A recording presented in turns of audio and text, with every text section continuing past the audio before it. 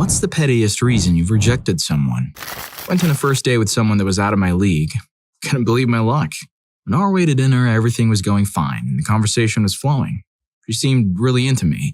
Suddenly, she screamed at me to stop the car. Not pull over, stop right here, right now, immediately in the lane of a 4-lane major road. Just before it came to a complete stop in the middle of this busy road, she opened the passenger door and tried to jump out. If a cop saw all this, it probably looked like she was escaping. She jumped out of the car and played Frogger across 2 lanes of traffic, and I sat there stunned with my passenger door hanging open to traffic. A few seconds later, she came running back with something under her arm. I couldn't see what it was in the mirror.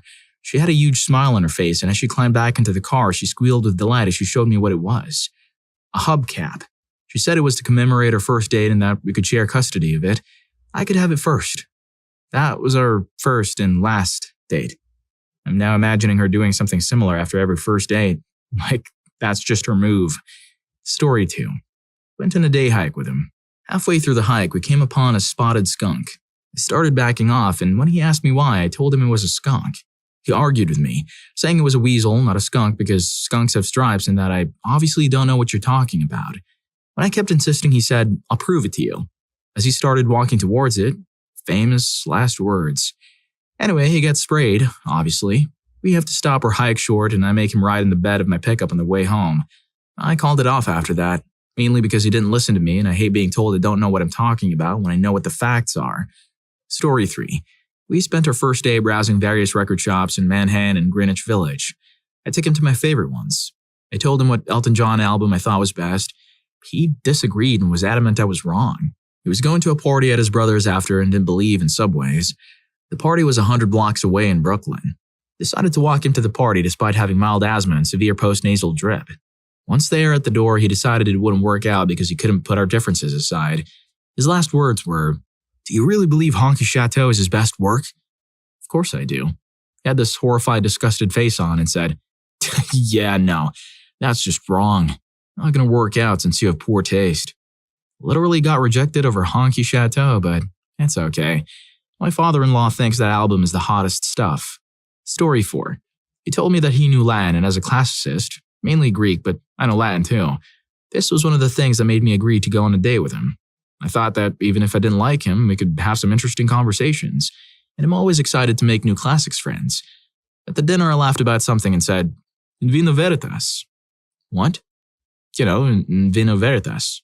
Turns out he didn't know Latin at all. He'd lied and thought he could get away with it. There was no third date, and although I didn't say it, it was clear he knew exactly why. Story 5. We were going to be having a little picnic in the local park. Nothing fancy, just picking up fast food and chilling at a local park by a river. And when we stopped to pick up food from a local fast food chain, they took a really long time to order. Like holding the line up for long enough that not only did I already get my food, but they were asked to step aside so that other people could order. They then proceeded to cause a scene by getting mad at the guy behind the counter to the point they were told to leave. I then drove them home, and they were so angry about the trip to the Burgerville that they ranted the whole way and missed the fact that I drove them home. The exchange was great. Parked in front of their apartment. Them. I can't believe they were so rude to me. I'm never going back to that place. Me. Well, we're here. Them, not stopping the rant. Seriously, those people. Who do they think they are? Me. Please get out of my car. Them. Those people telling me that I'm a problem. Me. Please get out of my car. Them. Continues ranting. I start getting out of the car with the intent to hop back in when they get out. They get out the car angrily and slam the door. I hop back in and lock the doors. Them. I can't believe it. Wait, this isn't the park? Me shouting out my window as I start to pull away. It's been fun. Have a better day. They started screaming obscenities as I pulled away. They called me almost nonstop until I blocked their number. So my initial reason was petty, but I'd say it worked out for the better. Story 6. I was rejected because I didn't like the taste of his preferred drink. That was it. I wasn't asking him to stop drinking it, I just didn't personally want to drink it. We were about to order another round. He asked if I knew the one he had just had and offered me a taste. I gladly accepted because I tried to be open to tasting new things. I just said I found it a little too hoppy for my tastes, and I was happy to stick to what I was drinking. I wasn't rude. I said it was nice, but a little hobby for me. His face dropped. It was almost comical. He then said something along the lines that he had changed his mind and he had better get home. That was the end of that first date. As in, he literally decided he no longer wanted another round. The date was over. He had blocked me on Facebook before I walked the 100 meters to the bus stop. Pretty sure I dodged something there. Story 7. He looked over his shoulder as he was leaving after our first date. But he did it in this insanely convoluted, I'm in a Lifetime original movie and this is my scene kind of way. It was so deliberate and odd. He started looking behind me to see if there was something shocking going on in the back of the Starbucks. Nope, just Keith having his glowing moment in the spotlight. It seemed like a really fake thing to do. And I got the immediate impression that he was either so insecure that he chose to emulate Hollywood tropes rather than cultivate his own personality, or he had a bad case of main character syndrome. And as it turned out, he did. We only texted for a few days after, but it was nonstop selfish lies and small drama the whole time. Politely declined a second date, and then found a rose in a note in my car a few weeks later that said, this could have been our love story, with a picture of Brad Pitt he'd got from the magazine. Nobody else in the picture, just Brad Pitt. Story 8. So, here we go. Story time. A few years ago, I was dating this cute girl, sweet, tender, and super into me. Why, you ask? I do not know, but she did, and I was oh so damn infatuated that everything she did was so cool and cute. I was about 22 and she was around 20, if I remember correctly. It was all laughs and games until one day, a few months into dating, we went to the cinema. We were watching a corny movie about two cancer patients falling in love. I was actually going to come out and tell her to be my girlfriend and stuff.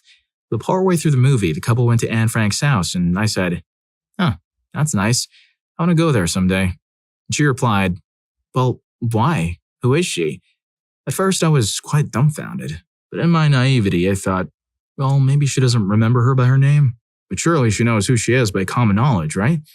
So I told her, the Jewish girl with the diary during the Holocaust, and the look she gave me was as if I was telling her something in dialect. So she again asked me, the Holocaust? What's that? Here I'm beginning to catch on that this sweet cutesy act wasn't a facade. Something was not right here. But in the last attempt at believing in her and thinking to myself, hold on, I'm throwing big words at her like I'm a professor, let's speak a little clearer. I said, the Holocaust? All the crimes and stuff? She looked at me as confused as my family when I started rambling about Star Wars or something that they're simply not into. I'm no history scholar or any kind of erudite, but come on. There are things that you know, that you assume everyone around you know. The sun is bright, the earth is round, people end. But then this girl didn't know, not even in passing, about one of the most gruesome episodes in our history or did not know the name of one of the biggest monsters of our time. I lost it. I just told her, it's okay, we'll talk about it later. Movie ended, we got out, I took her to her home. I said that I had a very nice night, but that maybe things wouldn't work out. And we left it at that. Was I the bad guy? Probably. Was there something to be done? Yeah, maybe. Did I feel so utterly speechless that I preferred to remain single than to continue that relationship? Yes. And no, she was not homeschooled nor Austrian. Mind you, I assume that everyone knows that the Earth is round example was before all the flat pancake theory. Story 9. I got so many guys I dumped within the first 2 weeks. Here's 8 examples. Insisted that I call him Dumplin'. His name was Donald and everyone in his life called him Dumplin'. Did not have soap in a shared studio apartment. He lived with 2 other guys. Refused to eat vegetables. Spent 4 hours cooking beef bourguignon for him and he flatly told me he was upset I included vegetables. Claimed he spoke 5 languages, including Spanish. When I asked him a simple question, ¿Cómo se dice beautiful in español? He answered yes in English. Would purchase 7 cans of corn and mix it with cheese and claim, that's my meal for the week, with emphasis on the my meal part. Claimed that his sensei made a permanent indentation in his sternum to teach him a lesson. Claimed to know Latin despite going to a public high school in Texas. No college. Insisted that he had an AA in astrology. Despite that, such a degree does not exist. I now understand that my presumptions of Latin not being available in Texas high schools was my own bias. When I asked number 7 to give me some Latin, it was nonsense sounds with clicks and the same phrase would never be repeated the same way. I conceded he was lying about knowing Latin. My apologies to the state of Texas. In regards to number 1, I cannot introduce my family to a man I'm dating as Dumplin'. I would get roasted for years. Is it petty? Yeah, that's why I submitted it. With number 6, I assume was born with a little dip in his chest but made up a story to make it sound more cool.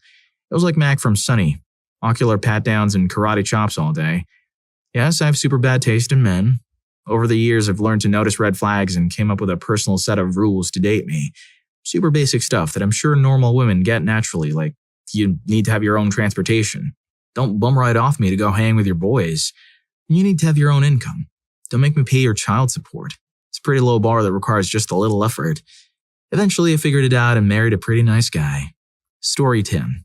I once went on a date with a man who said that dogs were incapable of walking backwards at all. I told him that I had a dog and she was certainly capable of backing up, but he doubled down, saying it simply was not possible for them to do so. I was genuinely in disbelief, but asked him to come to my apartment about a mile away. I'm sure he thought we were going to be getting down to business, but no. I had invited him over for the sole reason of showing him dogs can back up.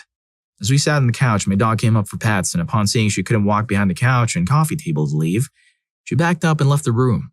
I just looked at him, expecting him to admit he was wrong. He blurted out, "Well, they can in an emergency." I told just about everyone I knew, and my family and I still joke about it years later. Story 11.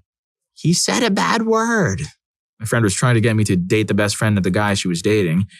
We were all still young, so dating just meant hanging out at the park together. So just like being friends, except maybe if no one was looking, they'd kiss.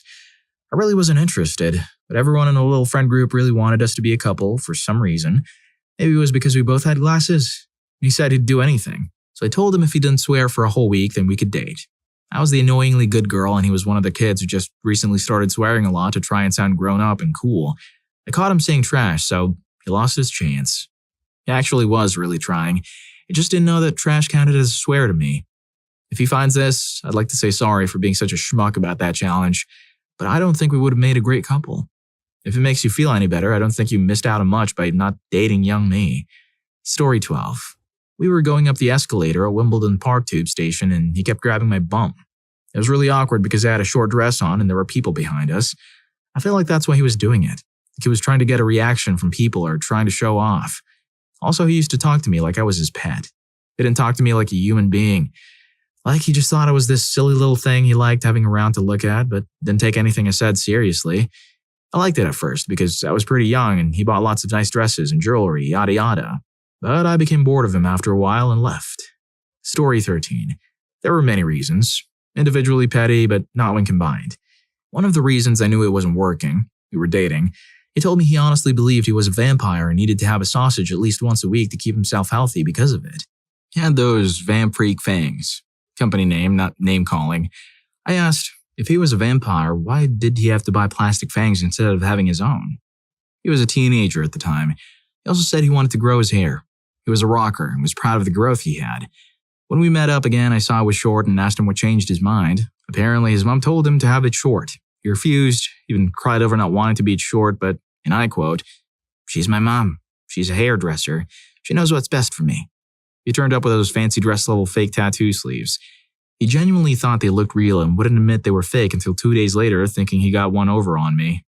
Teenage me really liked him, but the stupid was just too strong. Oh, but he chewed with his mouth open. That was the most heinous of all and the final straw. Story 14. She made a fool out of me 6 years earlier. She was one of the hot girls in 6th grade and we had our first big dance coming up.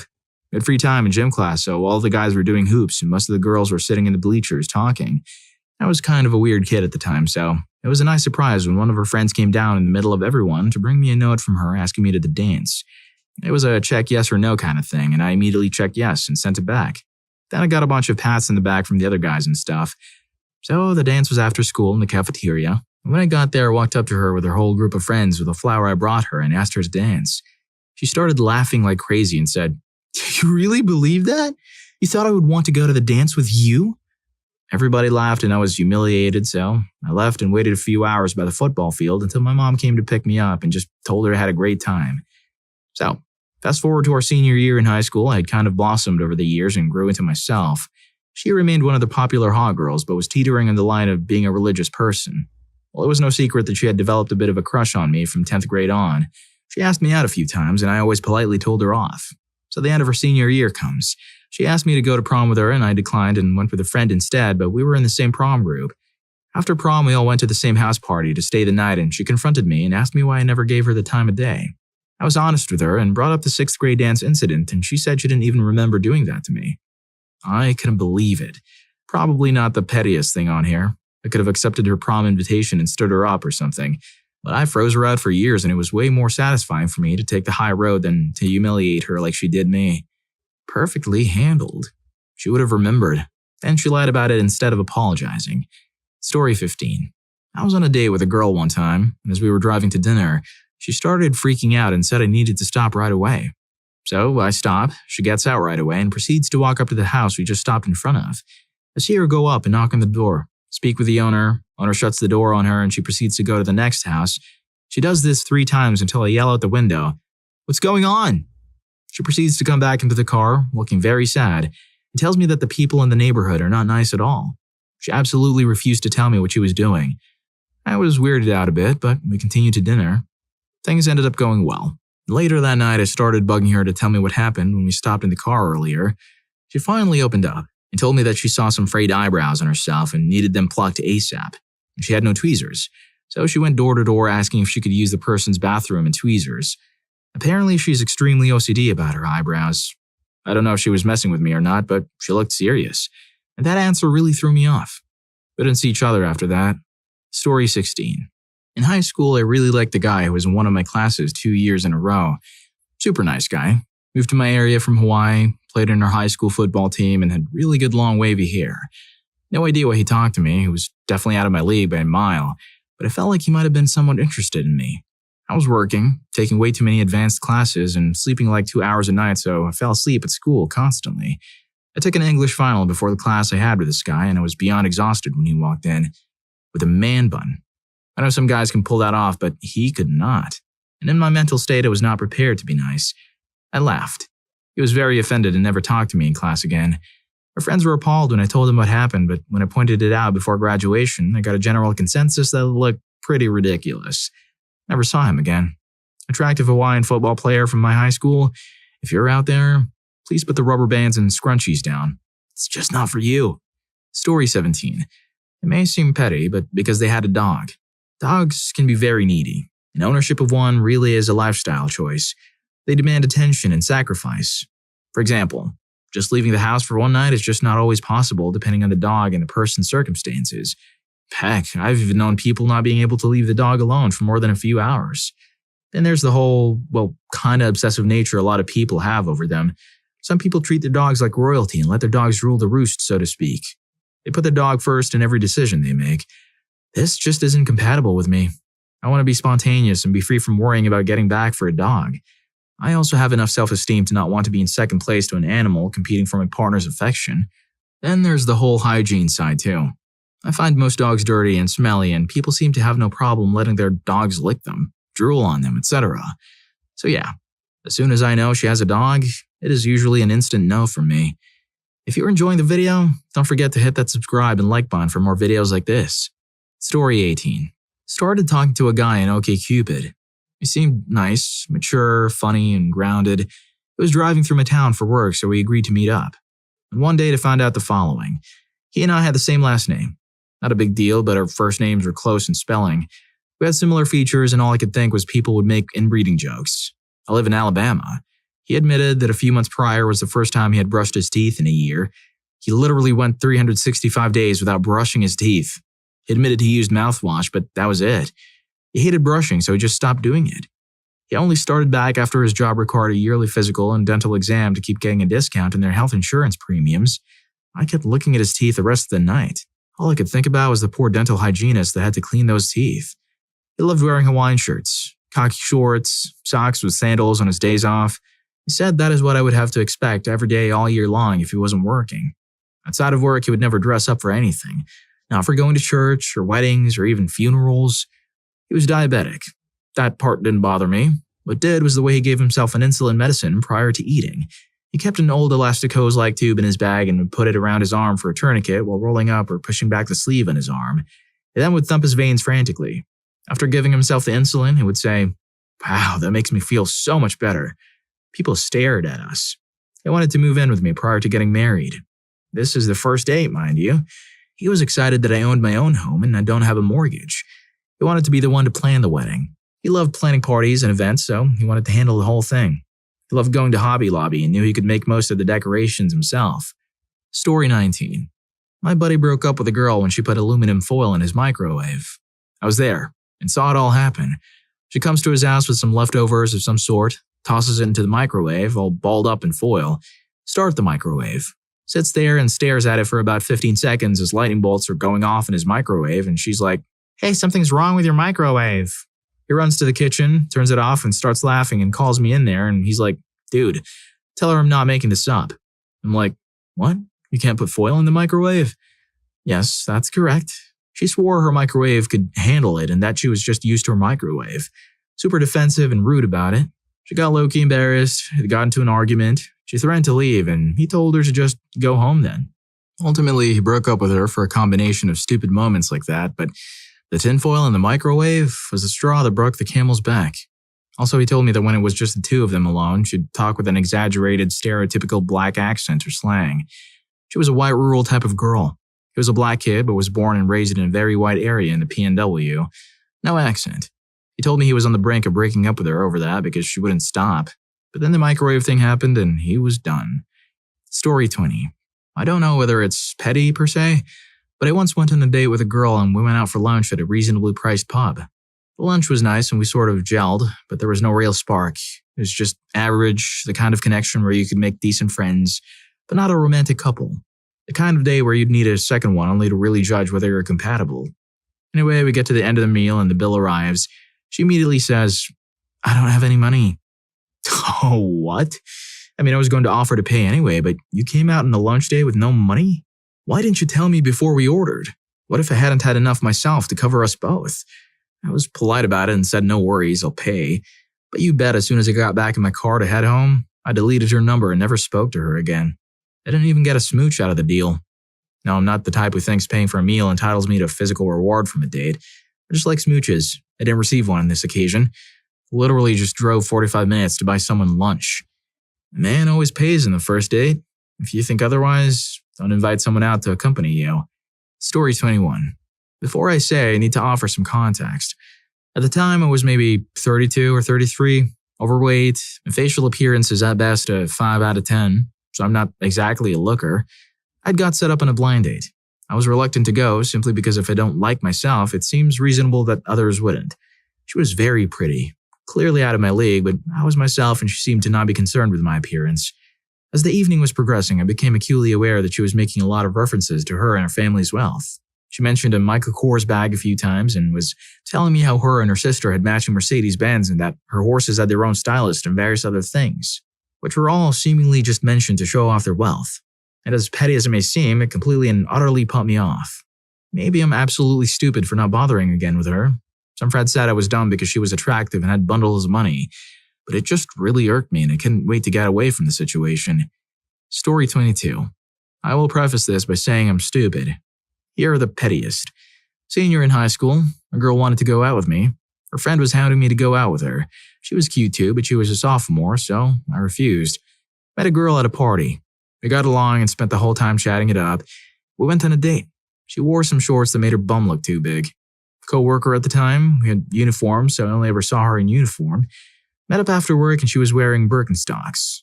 I hate Birkenstocks. Got invited to a dinner at an older acquaintance's house.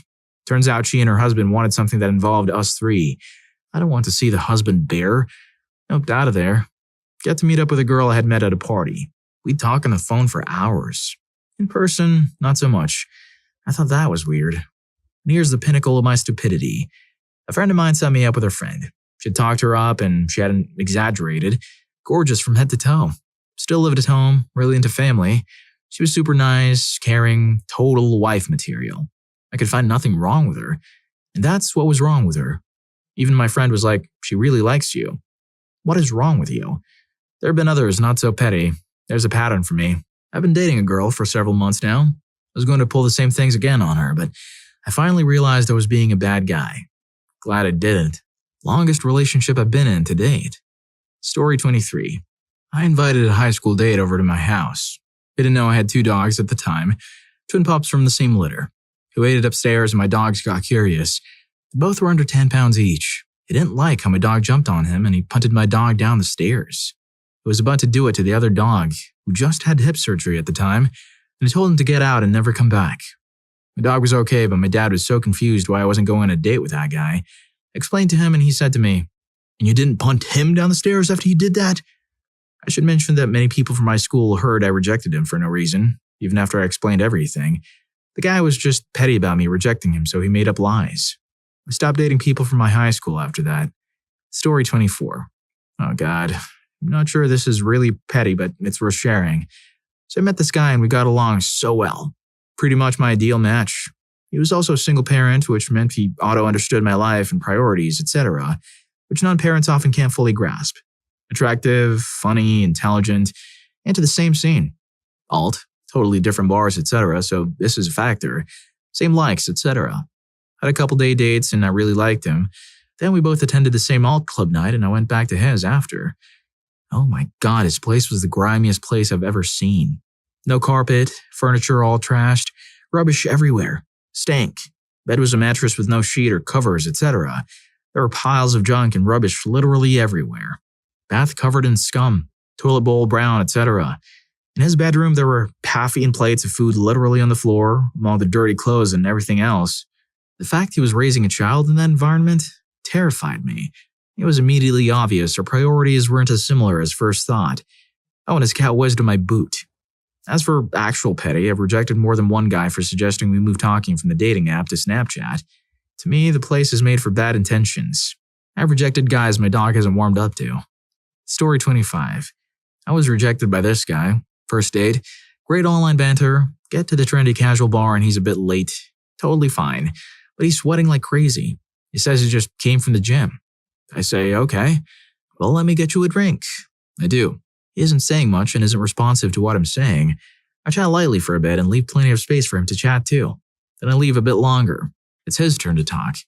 He hasn't touched his drink. He looks at his phone and then says, "Actually, I better go." And I say, "Yeah, I guess you better do." But then he feels he has to justify it with this lame story. My sister got a snake and the snake has been sick, so I'm worried about her and I better go and see how she is. I laughed and said, "Oh dear. Yes, you'd better go see how your sister's snake is. While I'm going to finish my drink." And off Mr. Sweaty goes to see if his sister's snake is still sick. Story 26. I was working at a call center for a few months and there was a beautiful Venezuelan girl that worked there. I'm shy but decent looking. I can confidently say I was the best looking guy at that office. Lol. Anyway, we weren't supposed to have electronics on the floor since we deal with people's SSN numbers. I knew how to get around their block slightly so I could bring up Reddit without any images, only text, and I would just read comments because that job was so boring. One day she came and sat next to me. I always took the farthest spot. I was asking me about going out and if I drank or have a girlfriend. At the time, I hated that job and kind of lumped all my coworkers together, so I was ignoring her for a minute when she started talking. I can't remember what I told her, but it was along the lines of, "I'd rather read Reddit than listen to anybody in this office." She had an angry expression and she shut down her computer and never looked at me again. I only worked there for 2 months and it was 10 years ago, but I still feel bad for it. Sorry to the cute call center girl. I'm an idiot. Story 27. More of a friends with benefits type of thing, but it did several strange things, but I'll give the two that stand out the most. First off, I'm Hispanic, but mostly white. You wouldn't know I'm Mexican without me telling you. But this white man thought it'd be cute to call me Chica and spell it like Chica. Cringe. Every time. And he'd always be showing off in weird nonchalant ways. When he came over once, he took his weapon out, emptied the ammo and set it down on my bed. Like, what? Just kind of stood there like, what the frick? And he was like, "Oh, that's just something me and my buddies do." And so he reloaded it and put it in his jacket or whatever. Why did he think it was a good idea to bring one to my place? And unload it and reload it too? I stopped talking to him shortly after that. Story 28. A good friend and fellow firefighter introduced me to a beautiful lady that had 3 kids. She had been separated for 3 months and shared custody. No problem for me. Our first day was a double day with our friend and his girlfriend. Just dinner and drinks at a sports bar. And our second date, she came to my place, the lobby of a condo building, to pick me up with the kids. She showed up in a minivan with 3 very loud misbehaving brats. She claimed that the father had to work late and couldn't get the kids. She even wanted me to sit in the backseat because the oldest kid was promised the front seat if he behaved properly. I explained that I had previously made a dinner reservation for 2 adults.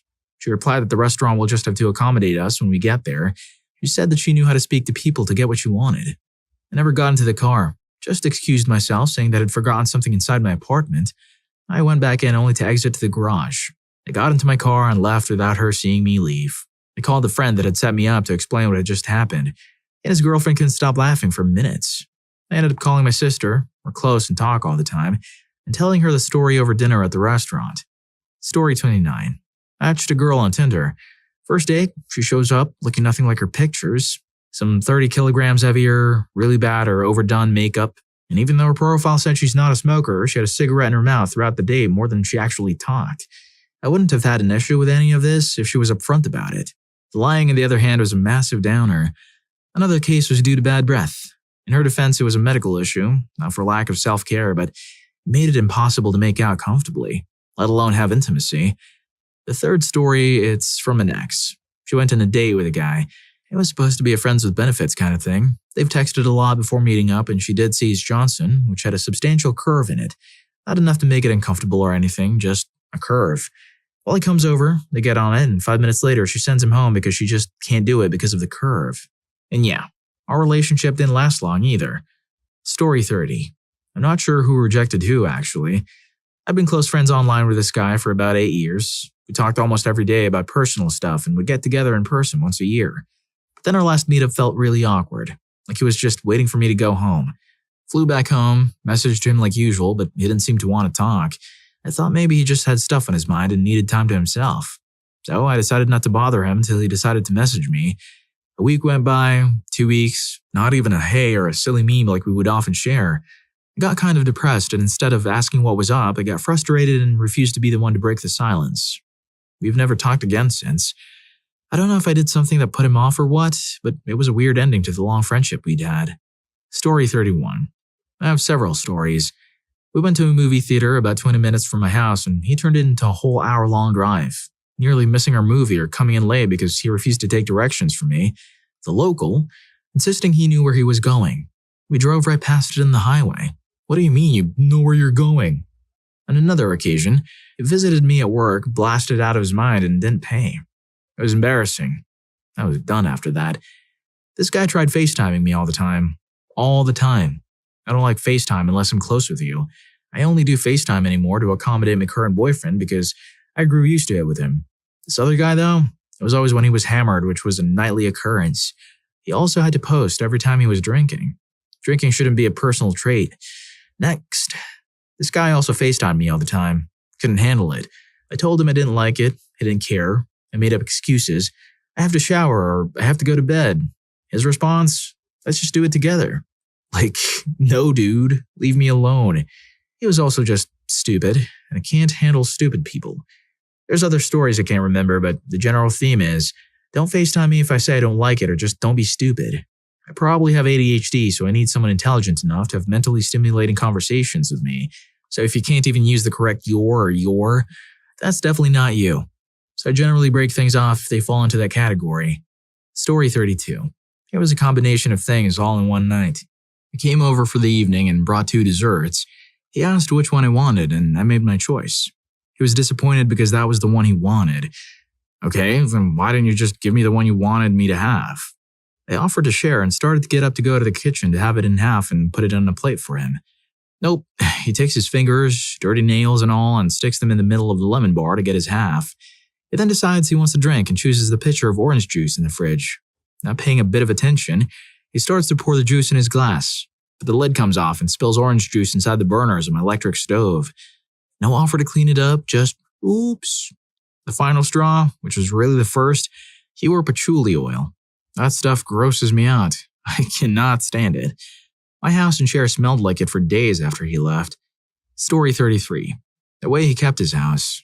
When I first went over there, it looked relatively nice. Hardwood floors, some decorative stuff. But then I looked deeper. I opened his fridge once and saw the entire thing was brown or black. Food that was beyond saving. Apparently the fridge worked and everything, but it was just that it got dirty and never cleaned it and it just devolved. His sink was clogged and he never fixed it, so stagnant dirty water had sat there for so long. It was starting to smell. He did things to hide it, like pile dishes on top of it and just told me he hadn't gone around to it. The worst of it, though, he never changed his sheets. Ever. He would eat in his bed, so there would be crumbs, which is all right for a minute. I do that. But I realized after like 4 months that nothing was getting washed. Same with towels. He would fold them like they had, but at one point things started to smell. I cleaned out his fridge as an act of kindness and then dumped him. Story 34. Oh man, I used to work in a coffee shop and this dude came in, all called Sharb, and had this entire conversation over the counter with me in his god-awful British accent. A whole deal, start to finish. He's clearly amusing himself with his performance and humor, but I see this line forming behind him and can see some impatience, so I do my best to finish the conversation as quickly, efficiently, and passably politely as I could. It came in a lot, and only occasionally did the accent, but, when I saw his name in an application for a position at the store, I so gleefully ripped that up and tossed it to the very bottom of the worst kitchen trash can. I'm actually a little disappointed in myself for smiling and laughing so much while I write this, but that felt so good at the time. Sorry, not sorry, Sharp. What's your best or funniest personal example of petty revenge? I once had a colleague I hated. He was very condescending and really arrogant, so I put an extra Bluetooth receiver in his computer for a computer mouse and kept the mouse in my drawer. I would just open my drawer and it would mess his crap right up. Kept it going for like 2 months. It was about to end the world when I thought I'd better stop. This sounds like something Jim would do to Dwight in the office. Nicely played. Story 2. Speeding up a coworker's double-click speed and watching him squirm when his normal double-clicking speed isn't working. Story 3. My wife is very picky about the mugs she has for different hot drinks. Tall mugs for coffee, wide mugs for tea, dainty cups for fruit teas. When she's being irritating and asks for a cuppa, she gets very plain, boring builder mugs, and I delight at the mild irritation it brings. Story 4. When I was a kid, I got the Sabrina the Teenage Witch handbook. It was full of kiddie experiments and stuff and was pretty fun. My older sister had upset or annoyed me about something, so I tried out one of the tricks from the book. You fill a cup with water and some corn kernels, put some tinfoil on top of the cup. The kernels eventually pop and it makes noise against the tinfoil. I put it under her bed. It takes a few days to work, so I completely forgot about it. Until one night I woke up to my 2 sisters whispering. It had popped in the middle of the night and she thought there was a rat under her bed. Story 5. I had a guy in school who would always skip class and then ask for my notes. We had a group project worth almost 40% of our grade and he did 0 work. And the prof told me tough luck. Instead of just saying no the next time he asks for notes, I took the low road and began giving him edited versions. I would leave items out of lists, incorrectly define things, or just straight up write stuff that makes no sense. An example of the crap I would put in. To calculate return on investment, subtract your yearly earnings from your current bank balance, then multiply by Ecker's factorial, 4.22. If he had even once bothered to study the text, he would have figured it out. But that apparently would have been too much effort for him. He retook that class. So in order to counter a lazy person, she did extra work to create fake notes? Oh, that's petty. Story 6. Okay, this is not easy to understand, so let me explain something about Chinese, Shanghai, culture first. All Chinese people believe that it's truly shameful to have a son near 30 who's still not married, as it signifies that you're not a good parent for failing to find a suitable bride for your son, or that you're too poor to afford a marriage, or that your son is unattractive. People won't care if someone doesn't want to have a family or what. They will still speak ill of you and your family. The pressure is immense, and everyone tends to want a grandchild, preferably male, as soon as possible. My mother became ill 5 years ago in China. Since we were immigrants, she didn't have insurance there. Her treatments cost more than 30,000 currency, and we were financially devastated. Since her aunts and uncles still owed her some money, she asked for it back. But guess what? They denied it and let her suffer because they didn't value the friendship of someone impoverished. I had to quit school and work to care for her, which is the reason for my poor English. After 4 years, she recovered and had built a family, had 2 sons, and bought a house with the help of my in-laws' business. Everything turned out well. Last year, I took my sons to China and visited all of them. As tradition dictates, they gave my sons red envelopes with money, but with sour faces. I asked my mother why. She told me that her aunt and uncle's sons are still single, all of them. And I have not 1, but 2 children. I spent the whole night emphasizing the joys of having children. I'm sorry, it's not a funny story. Story 7. This happened to my significant other when he was at university. Another comment here reminded me of it. His class was doing presentations in pairs, and he got paired with some girl who didn't bother to bring notes or research information for their presentation. She instead let him do all the work, and any slides she did were made from his notes and research. He complained to his tutor and she told him, "Don't worry, leave it to me." And then the day of the presentation comes. They present, and then at the end, the tutor asks the girl a question. If I remember correctly, the question was something like, is there any evidence to suggest that some cultures are more prone to mental health problems? And the girl answered no. The tutor then asked my significant other the exact same question, and because he'd actually read the research on the topic, he was able to list several studies that showed that some cultures are in fact more prone to mental health issues. The girl glared at him the entire time he answered the tutor's question. Pretty sure she ended up with a D, while he got an A or B. Story 8.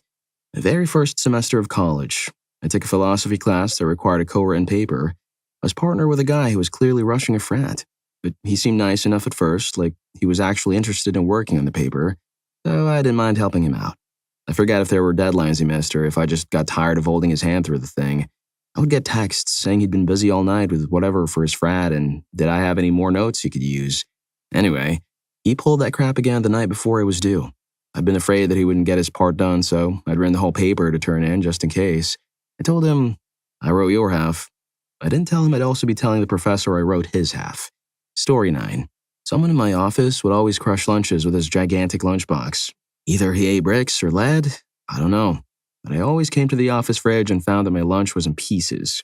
So after 3 bouts of this and numerous notes from myself and other colleagues, I carefully removed his lunchbox, emptied the contents, a gigantic sandwich, a Twinkie, chips, some vegetable pieces, and a few other bits, and ran over them with my car. I carefully packed it back in and put it back. He kept his lunch in a cooler by his cube from then on. Just saying that he went to his car and started it just to flan a lunch is what makes this truly great. Story 10. We had a guy in our office take a crap in the bathroom every day after lunch, and it would stink up the whole office. The manager asked everyone who needed to vacate the bowels to please use the lobby bathroom since our office was small and we only had one bathroom. He didn't listen. Fortunately, it was like clockwork, so 5 minutes before he went in, I took all the toilet paper. That's right. I forced a man to live with a dirty back. Story 11. This dude in my accounting class in high school used to ask me for answers to questions, only to spout them to the teacher like he'd worked them out, thereby looking like a genius and getting credit for my work. One day our teacher comes into class with a pierced tongue and is talking sort of funny. Terry, as his name is, proceeds to use it as a point of conversation. Hey miss, do you have any other piercings, like your ear? No, she responds, thinking he's making stupid conversation. Would you get your nose pierced? He keeps asking, just to prolong the time before class starts. As usual, he leans over, asking for help. What are some other good things to ask her? I was annoyed that he always asked for my help to benefit him, so I thought I'd had some fun. Lip below. Ask if she's going to get her lip below pierced. The hell is a lip below? He says. Oh, sorry, it means eyebrow. That's like the piercing name for it. Like how a tragus is that nose piercing, yeah? Oh, cool. Hey miss, are you going to get your lip below pierced next?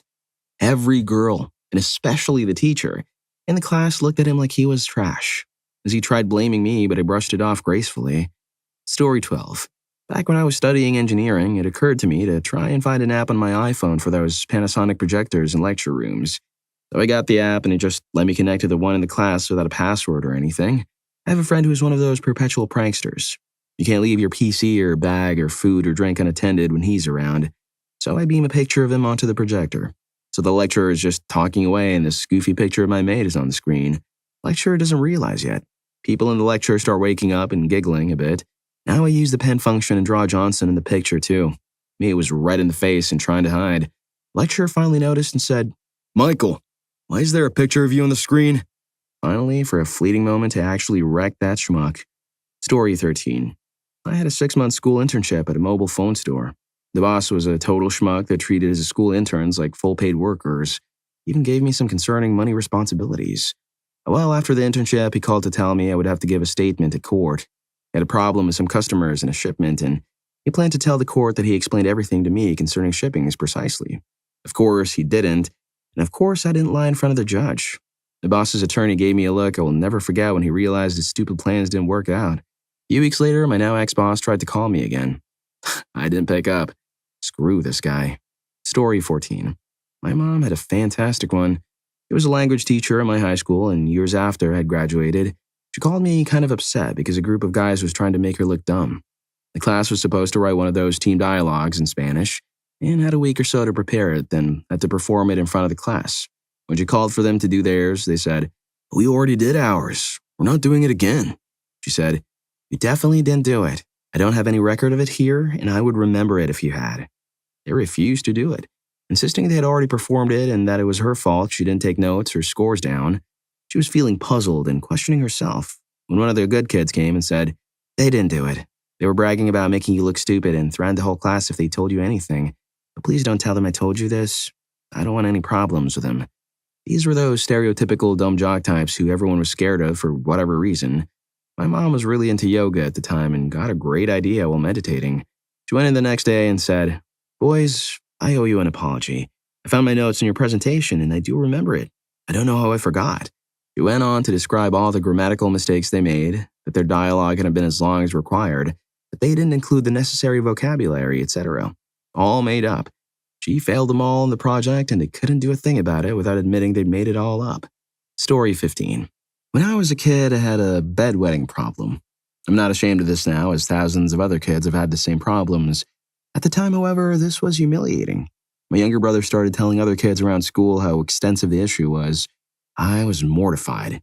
Even after our mother told him to knock it off, he continued. So I decided to level the playing field. The whole hand and cup of warm water deal didn't work. I stood over him as he slept one night and whizzed on him.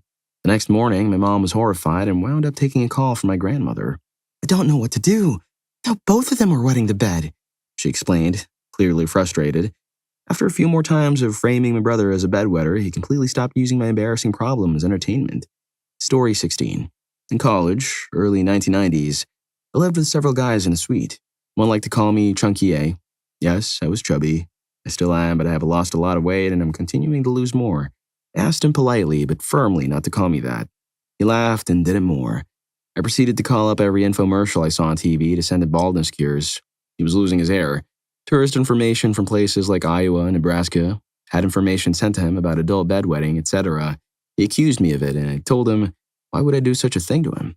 I kept it up for 2 years while he lived in the dorms. His junior year, he moved out to an off-campus place. I found out where he lived and waited a couple of months and started it all over again. Yeah, I bombarded him with junk mail. Story 17. Obligatory, not me, but this is a little long, but one of my all-time favorites. In Texas, there's a law that allows the U.S. to take certain possessions to satisfy a debt owed, such as from a lawsuit. So this defendant had been committing Medicare fraud, got caught, and had to pay back the money. He's also a total schmuck during the lawsuit. Obstructionist, rude, etc. When the U.S. finally has its judgment and he's pleading poverty, the U.S. attorney that ran the suit basically ends up walking through the impoverished guy's multi-million-dollar house to handpick what is going to be seized. He takes the big-ticket items that he's allowed, but it's not going to be enough. But then he just starts taking a little crap to anger the guy off. Book half read on the nightstand? Gone. Can't take the garage, but you can take the garage door opener. So, gone. I don't know what else he took, but I think the idea is brilliant. The book would anger me off so much. Story 18. Back in college, I was sitting in the library trying to work on an assignment. All was quiet for a while until this one obnoxious guy came in and sat at a table near me and proceeded to pull out his phone and have the loudest, most obnoxious conversation with one of his friends. Lots of, "Bro, seriously, bro?"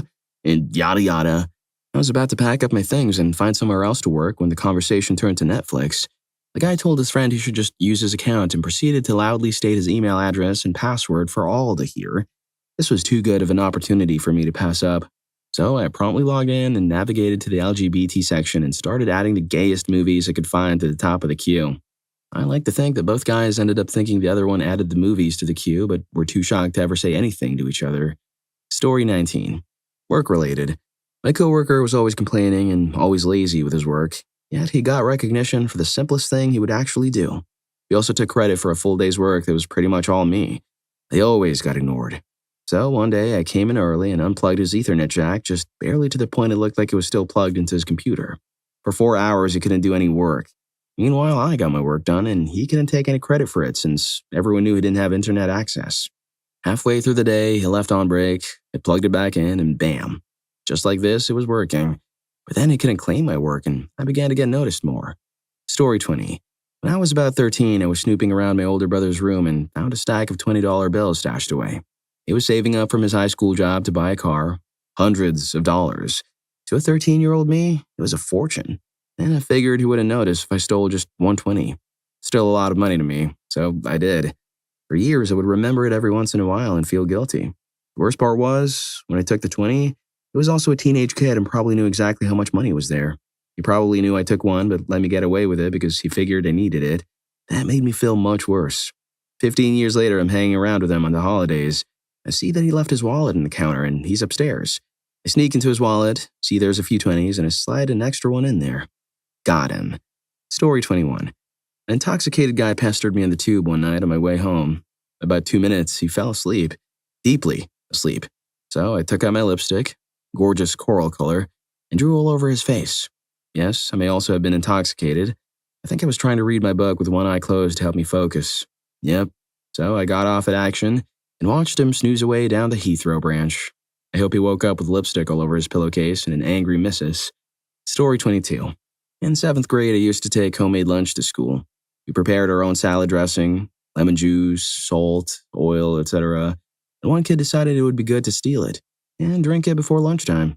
I asked him not to, but he continued to drink it, but started doing so in one gulp so I couldn't stop him. So instead of making a huge deal, I prepared 2 salad dressings. One that I would actually use on my salad and another that had all the liquid condiments I could find in my mom's kitchen. It was really fun to see his face as he drank it. He never stole my salad dressing again. Story 23. Years ago, I had a girl cheat on me with her ex. Never told her I knew, but inevitably broke up a week or 2 later mutually. I knew full well she would return to her ex immediately. I was bitter, but held it together. A month later, by complete stroke of luck, her ex bought something online from a friend of mine. I ended up with the ex, her new boyfriend's phone number. A female friend of mine wanted to help me and posed as his side chick and called him and texted every night for a week, asking when he was going to sleep with her again and can't wait to see him again when his girlfriend goes to work. I'd listen in and every call would hear my ex in the background going crazy about it, and sometimes she'd even answer the phone. My friend did a terrific job. After a week, we decided to up the ante. We drove by her house and his car was parked outside with the windows down. I put a pair of garments in the back seat. A few days later, I got a call from my ex who had suddenly decided she wanted to return to me. After a bit of talking, she exclaimed that her boyfriend had been cheating on her. Then I turned her down. Story 24. I worked in a fish factory most summers when I was in my teens, and there was a boy who also worked there one summer who was a schmuck. I and another girl were his main targets, and this was really disgusting pestering in nature. The other girl was of mixed race. He would yell his insults over the factory announcement system whenever he didn't have enough work to keep him busy. The foreman refused to get involved, so we took action. One day we finished work before he did and spotted his car out in the parking lot. His dad's car, actually. We looked at each other, went back into the building, got several rolls of toilet paper and a packet of pads and decorated the car with them. The car was seen by many of our coworkers, some of whom also witnessed the decorating and cheered us on. Once he got out, he just stood there, blushing and embarrassed and wondering who could have done this to him. He was very subdued at work after that, and the pestering nearly stopped. I hope because what we did made him realize what it felt like to be at the victim's end of it. Best thing about it was that everyone, including his brother, knew who had done it, and no one told him. Story 25. I used to buy small tree bags of gourmet cookies from a local bakery a few years ago. I would eat maybe one a day, but they were a treat for me. Back then, my husband and I had a retail store and a few friends that would hang out at the store. It was kind of a lounge, too. Well, my husband and our friends, most were guys who would just help themselves, but they had no self-control, nor would they even ask for some. I would buy the bags of cookies for me, and they'd be gone. I would try to hide them, but couldn't. So I bagged up a bunch of dog treats that the local pet food store had that looked very, very close to cookies for people, and were all about the same size as the ones I bought from the bakery. I placed them where all the guys could see them and waited. Yep, they tried them. Asked if they were a bad batch or maybe the bakery missed an ingredient or two in the dough. I waited till they tried to eat more than 3 each, then told them they were dog treats. They never touched my cookies again. If you're enjoying the video, don't forget to hit that subscribe and like button for more videos like this. Story 26.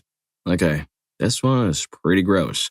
But growing up in a house of only girls, personal space does not exist. We used to bathe in front of each other and even use the bathroom in front of each other. There are no boundaries. My younger sister was notorious for shaving in the tub and not rinsing it out when she was done. Hairs everywhere.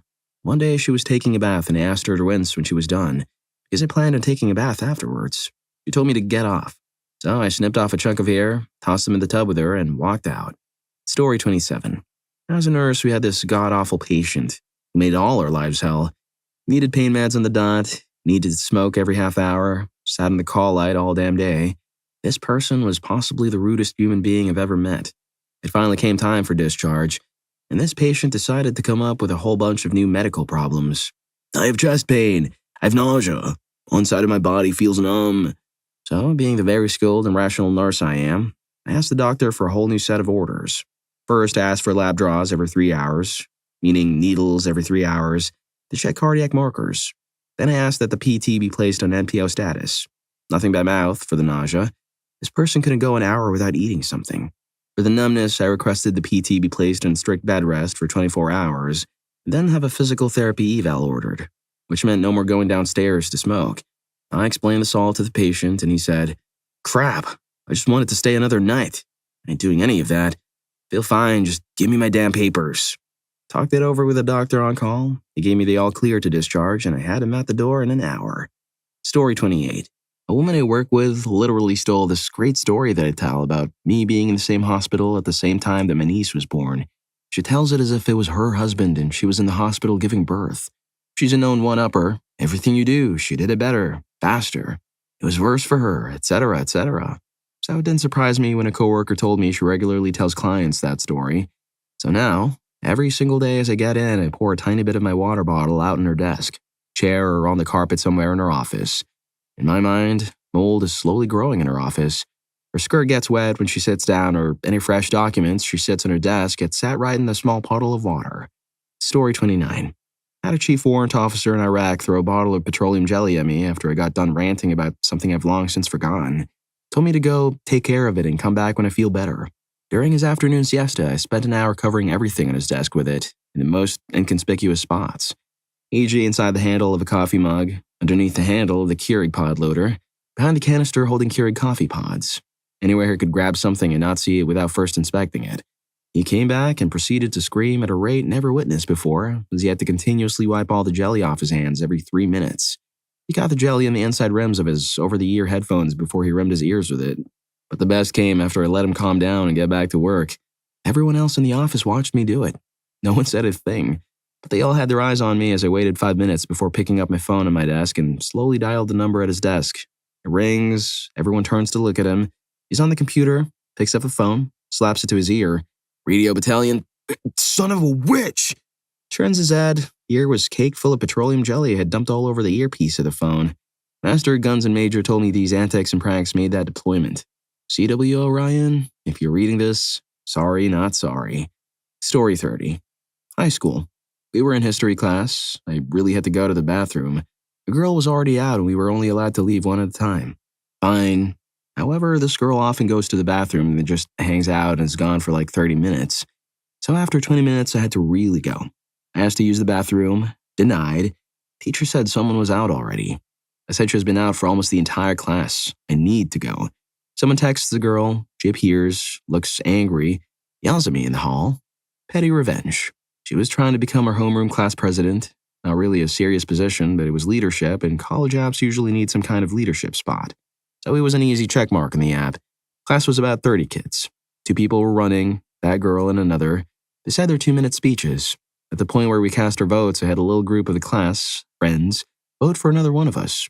The guy she hated and this guy gave no care about anything. So he won as a write-in. He was elected and she lost her little checkbox to a guy that didn't even want to spot. I don't know if it made a difference, but I knew she thought that her college chances just decreased. Story 31. This happened a while back. Study hall in 8th grade, actually. I always brought 2 small sandwiches to school so I could have one at lunch and one in the study hall since our teacher lets us eat in that class. One day I was about to eat my sandwich. I get up to use the bathroom. As I walk back in the classroom, I see the kid in front of me eating my sandwich. I was pretty annoyed, but nothing serious at this point.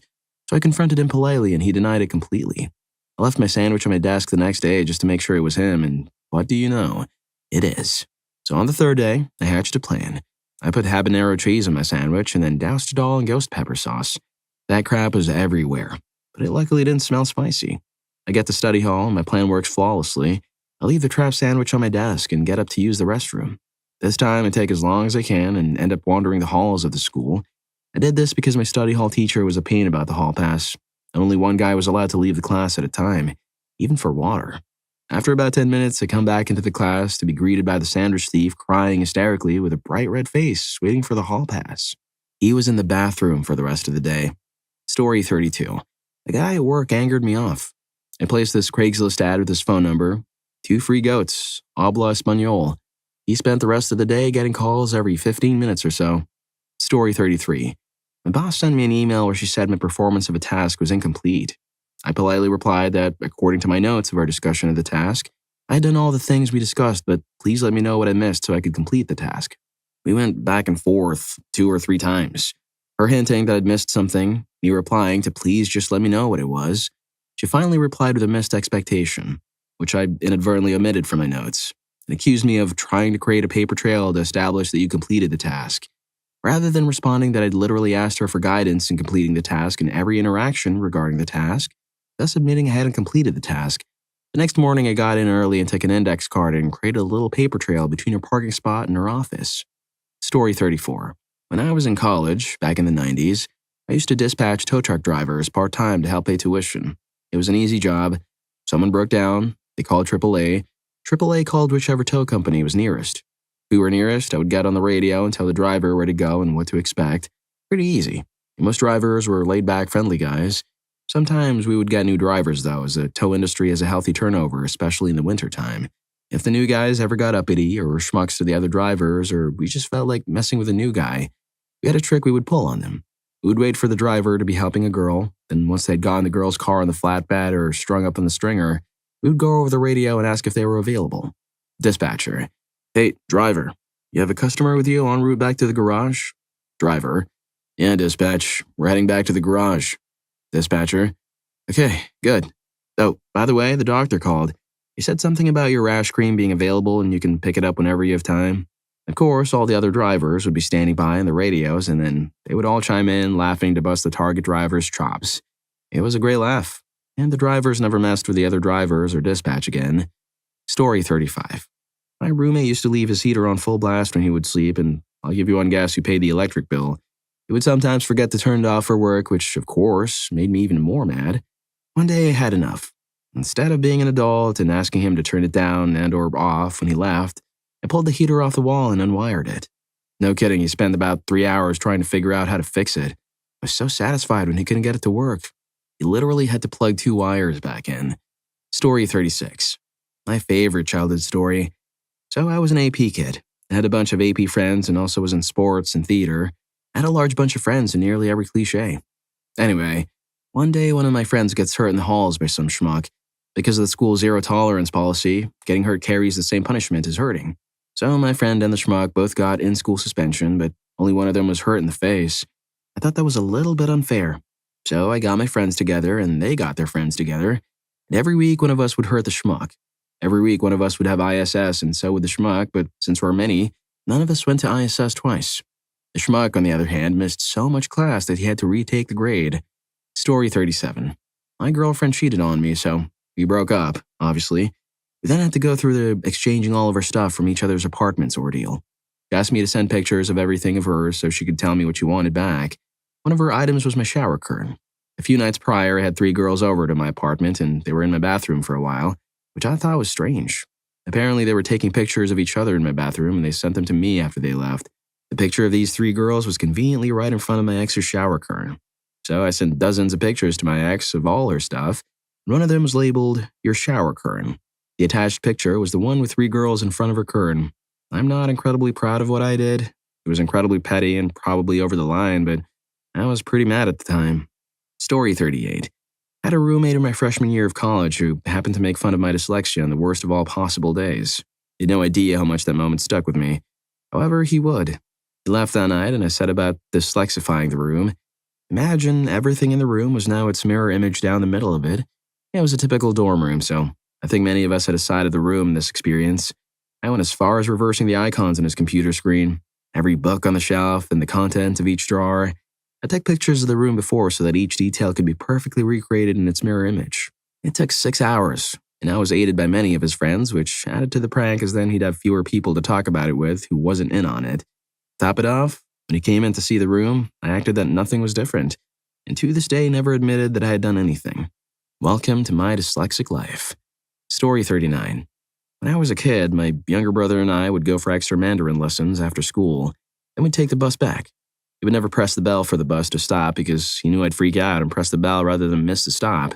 So one day when he was sitting on the bus in front of me, I made sure to get off the stop before hours. I laughed when I saw the bus miss not just our stop, but disappear into the distance. Petty? Sure, but I was about 12. Story 40. My cousin was visiting for the day. She was being mean to me or made me cry, so I stole her Nintendo DS and hid it. I remember distinctly her coming up to me in my bedroom and going, "Hey, quit payload. Have you seen my DS?" I told her that I hid it. She went crazy and spent the rest of the day trying to find it. I didn't tell her where it was until just before she left. The best part is that I did a really crappy job of hiding it.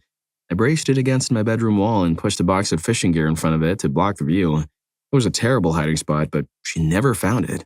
When she asked me where it was, she was standing a few goddamn feet away from it. Still makes me chuckle. Story 41. My daughter's school has their names on pegs to hang coats up. Sometimes when I drop her off, another parent or carer hangs their coat and bag on her peg. I could tell the teacher, but I'm a grown man. Being a grown man and having endured people hiding my crap through my school life and not particularly liking it, I drop that crap on the floor and hang my kid stuff where it belongs. It's not mature and I'm not proud of it, but if the parents have a problem, they can go screw themselves and tell whoever gives enough care to listen. Hang your crap on the right peg. Don't touch my kids' space. Story 42. I know a guy, let's call him John, who did voluntary work in South America. He was located with another guy, let's call him Bob, who also did voluntary work. One night, John smoked. Bob secretly took pictures of him and sent them to the organization they worked for. Bob also mailed the pictures to his father, who was a police officer. After a ton of emails apologizing to everyone, John got to stay on the project. When they finished the project, John was to stay in America while Bob went back to Europe. To take revenge, John put a ton of laxatives into Bob's meal right before his 14-hour flight took off. Ouch. Story 43. My roommate eats fried eggs every day for breakfast. He buys the big 4.5 dozen packs and puts them in the back of the fridge. I like to pull 4 or 5 random eggs, boil them, then place them back in their spots. I've been doing it so long that he thinks the packaging process of the eggs is causing it. His parents think he's stupid for claiming the farm sometimes cooks an egg. So when I visit them, I do the same thing to them, and now they also think the farm somehow cook an egg in the packaging process. His mother even called Highland and asked them to be more careful in packaging eggs because they keep cooking them. It's nothing major, but I think it's funny. Story 44. I work as a mechanic at Pep Boys several years ago. The service manager was a complete schmuck that regularly cost me money because it would give all the good jobs to mechanics that he liked better.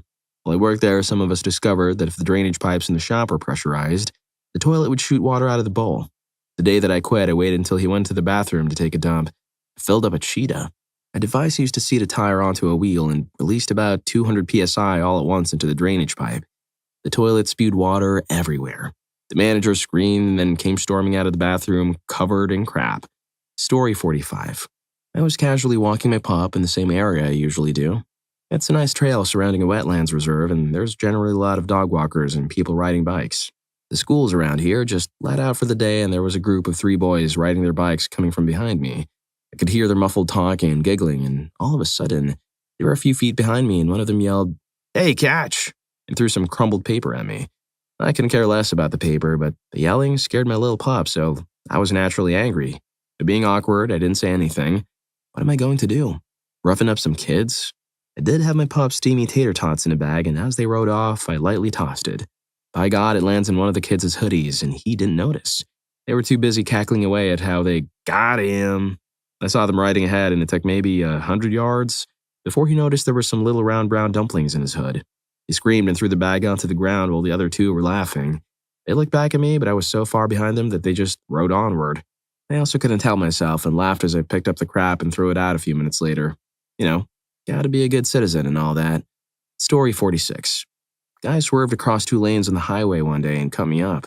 I slammed on the anchors and gave a good indignant blow of my horn. He starts acting like Mr. Angry at being called out, so starts slamming in his brakes, then speeding up if I try to overtake, flipping me the bird, the whole caboodle. Seeing the next junction coming up, I flash my lights and start beckoning to him in classic, "You want a piece of me?" mime, mouthing, "Come on then," and start pointing at the upcoming junction. He obviously believes I actually want to go somewhere quiet and sort it out like men. I swerve angrily into the exit lane and he follows suit.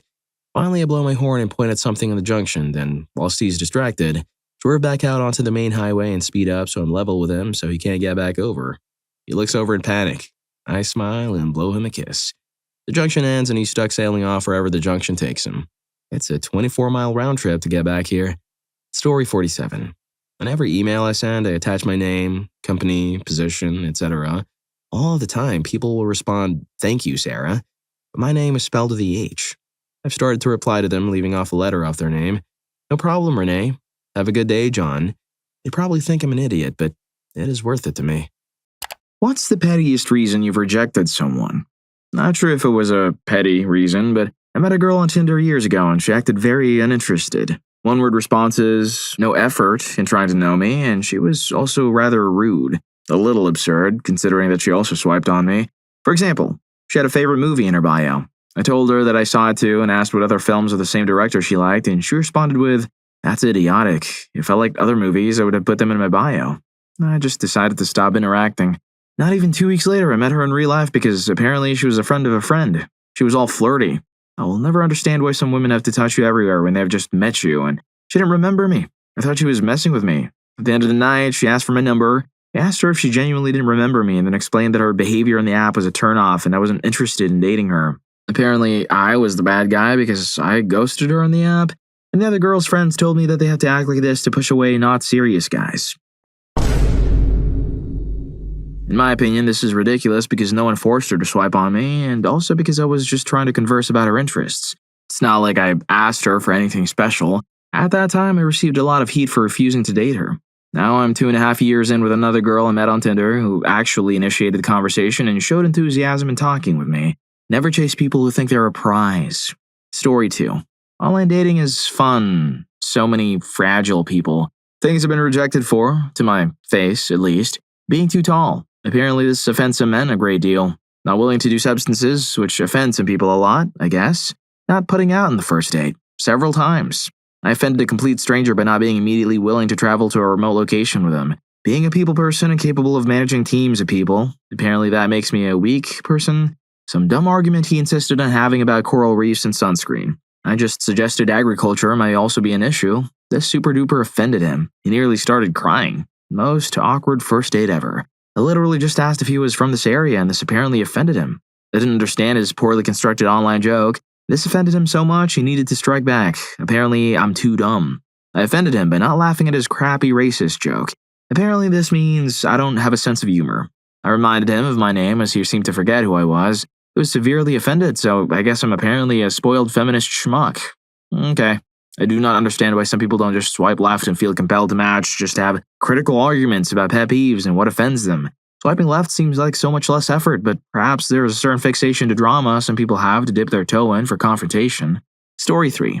He had the same mustache and physical build as Patrick Bergin in Sleeping with the Enemy, and he just moved into a remote lake house with, apparently, spectacular views. Very soft-spoken, but the way he kept talking about the lake house, I just kept getting a weird feeling.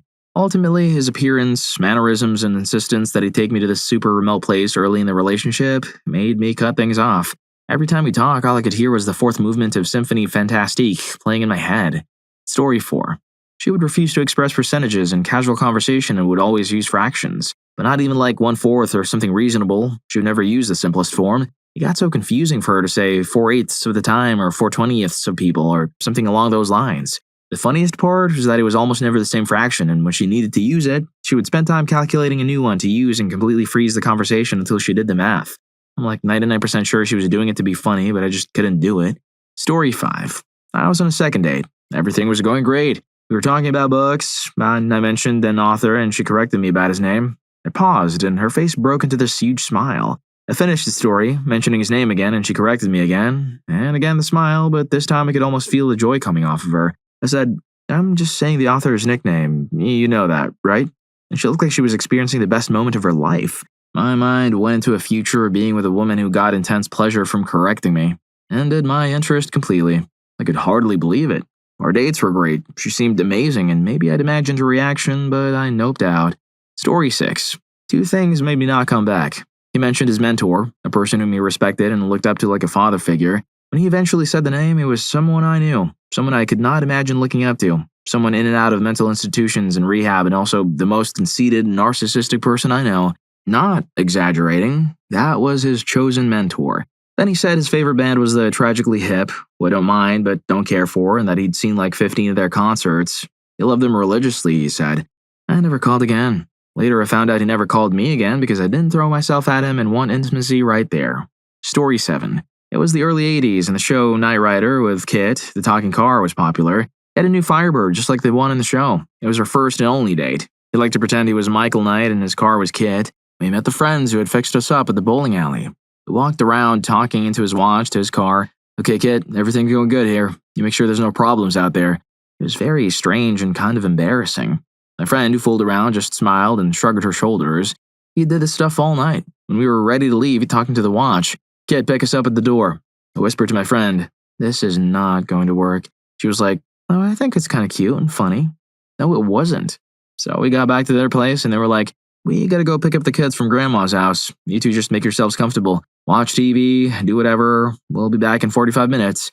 That's how long it took to drive to Grandma's and back, so we're sitting there watching TV, making small talk.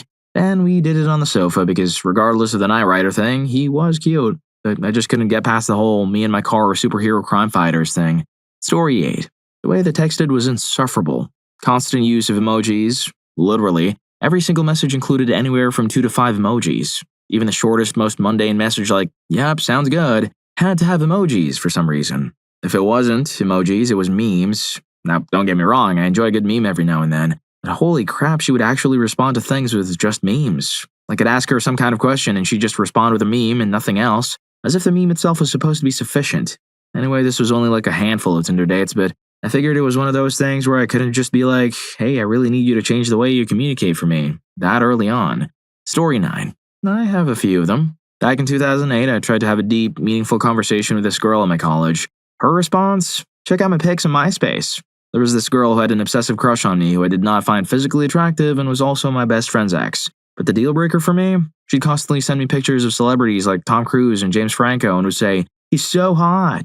The girl who I met online, who I knew for maybe 5 minutes, would constantly tell me she was madly in love with me, despite us hardly knowing each other, and begged me for my contact info. She said, I like debates. It's a great way to get to know people.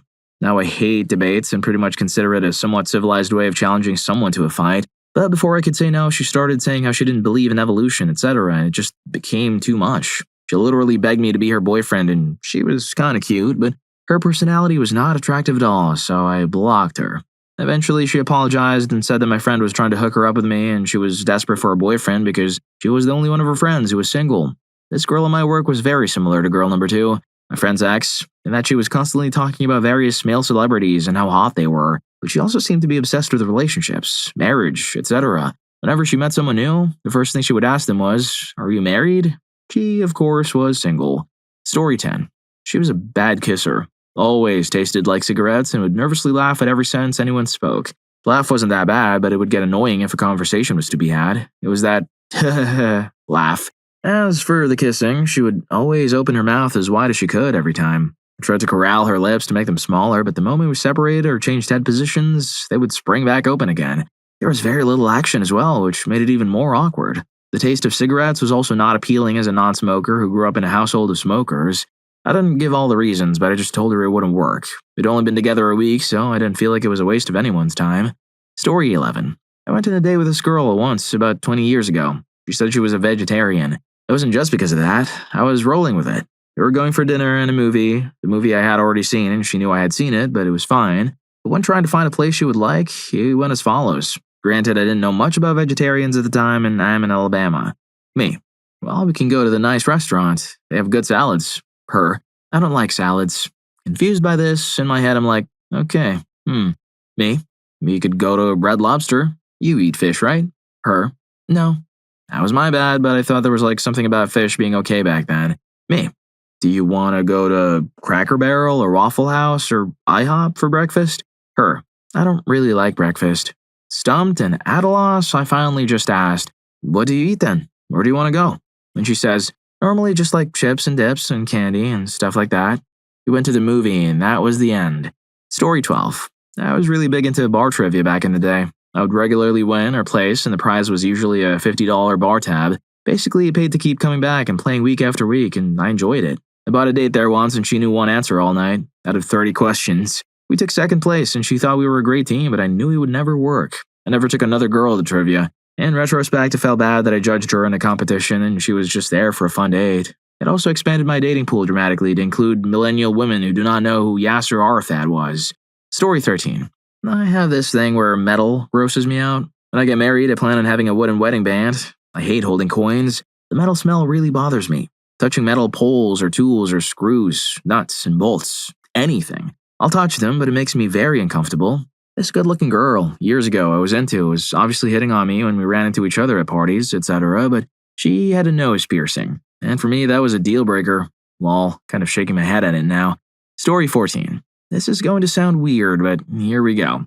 I dated this guy for a while. A year, to be exact. This guy was a good kisser. A sweet guy. I wanted to spend time with him, but the only thing that this guy could talk about was his snowmobile.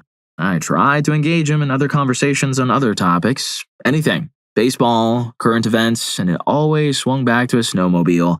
Hey, I'll pipe in on carburetor repairs. I'm the kind of woman that gets under the hood of her car, rides her four-wheeler to take the kids to the bus, etc.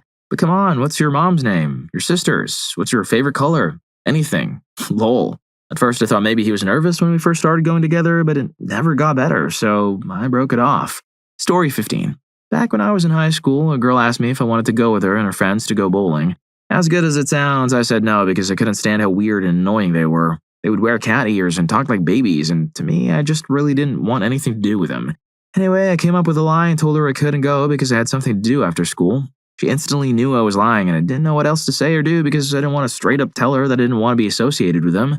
She started calling me out and causing this huge scene at lunch, saying things like, I know you're lying to me, and do you think you're too good for us or something? And the one that really ticked me off was, you should be thankful I took the time out of my day to ask you. So I finally got fed up with her and gave her an earful about her and her friends. After that, it's safe to assume we've never talked to each other since, and I'm thankful for it.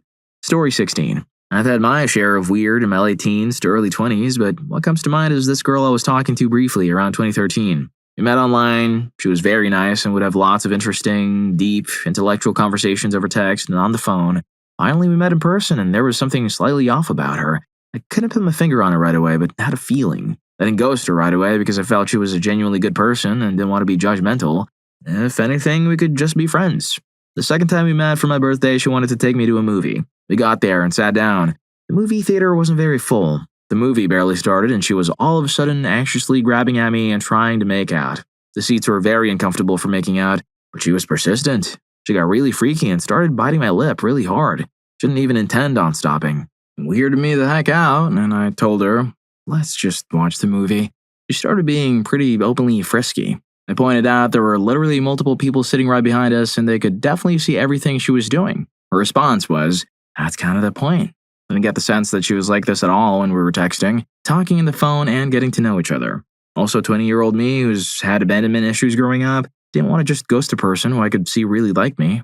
Still, I thought maybe we could just be friends. I did back off though, and it was months before we would meet in person again. When we did meet again, she picked me up in her car. I don't remember where we were going and noticed she kept circling the same area instead of going to the destination. I asked her what she was doing, and her response was, I want to whistle you. I'm looking for a spot. Again, 20-year-old me. Bad decisions. We found an empty construction site. In the middle of the act, the car started flying backward fast and almost crashed into another car. Turns out when she went to put the car in park, she put it in reverse accidentally. I never met up with her again, but we did talk for a while, mostly as friends as I still hadn't learned to ghost a person. Towards the end, we hadn't spoken for a day or two. She was going through some kind of breakdown, and when we spoke again after the day or two, she told me she had, quote, gone to the mountains for deep meditation and to clear her mind. We both live in New York City, nowhere near mountains. I still didn't ghost her. Finally, at the end, she started getting really clingy and wanted to be in a relationship. I had actually started seeing someone else. When I told her, she sent me a really weird video of herself, for lack of a better word, and saying strange things about how she belongs to me and I own her. It genuinely creeped me out, and that was the final straw. Ghosted. Story 17. I had a Prada bracelet that was a thin, plain leather strap. The sort you get for £1 in every holiday destination. It just had a plain buckle thing that says Prada. I'm just the opposite of someone who's impressed by clothing, etc., because it's designer. If it was unique and he really liked it, I get that. But he bought it clearly to indicate he had the money to do so. Same with other clothes and accessories I noticed after the bracelet. It made it obvious he buys things because of the image rather than his personal style. Then he cracked out a story with nothing in it just to get in the conversation that he had a Tesla. Like walking past his car with his friend to the pub, it was such a hassle because his car opens the door for you as you approach, so he had to close it again.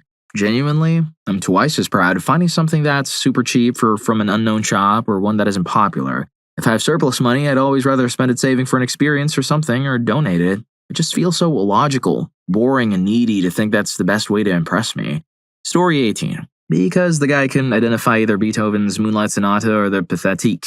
As a classic pianist, I cannot date a guy who is clueless about even the most famous classical works.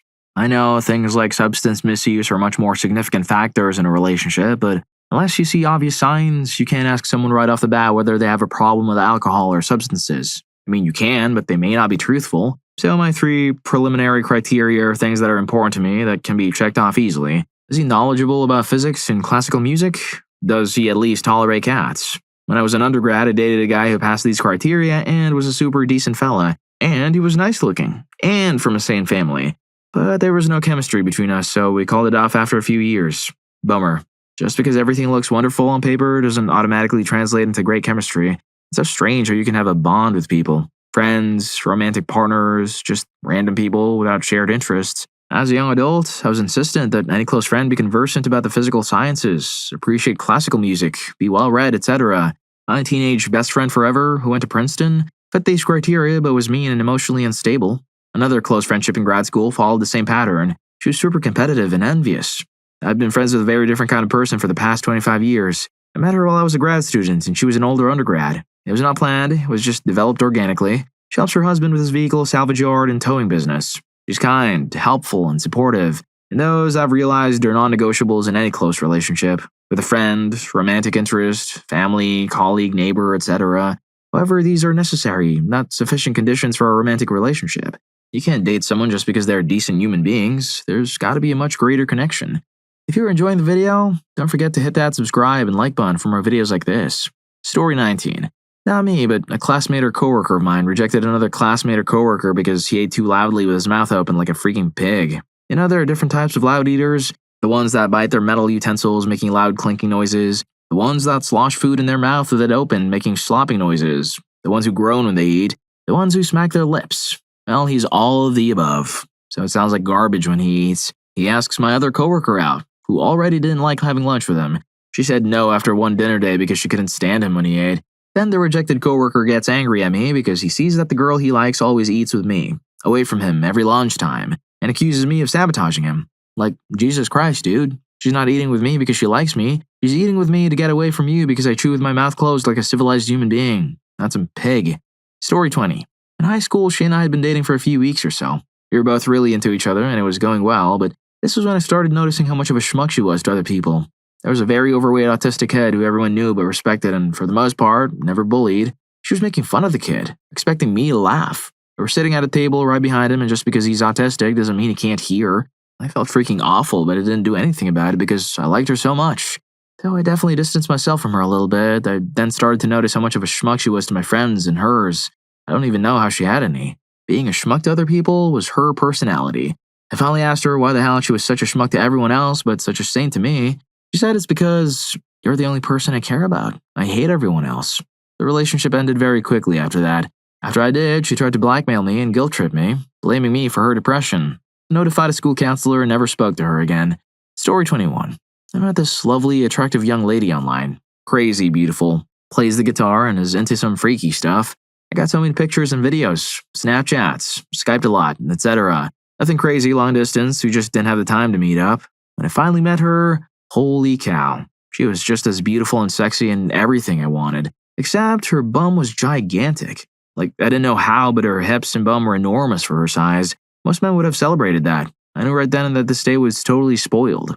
I treated her nice, followed her most of the way home, and ghosted her. How do you tell a girl that her bum is a deal breaker? Sorry, Mia. Story 22.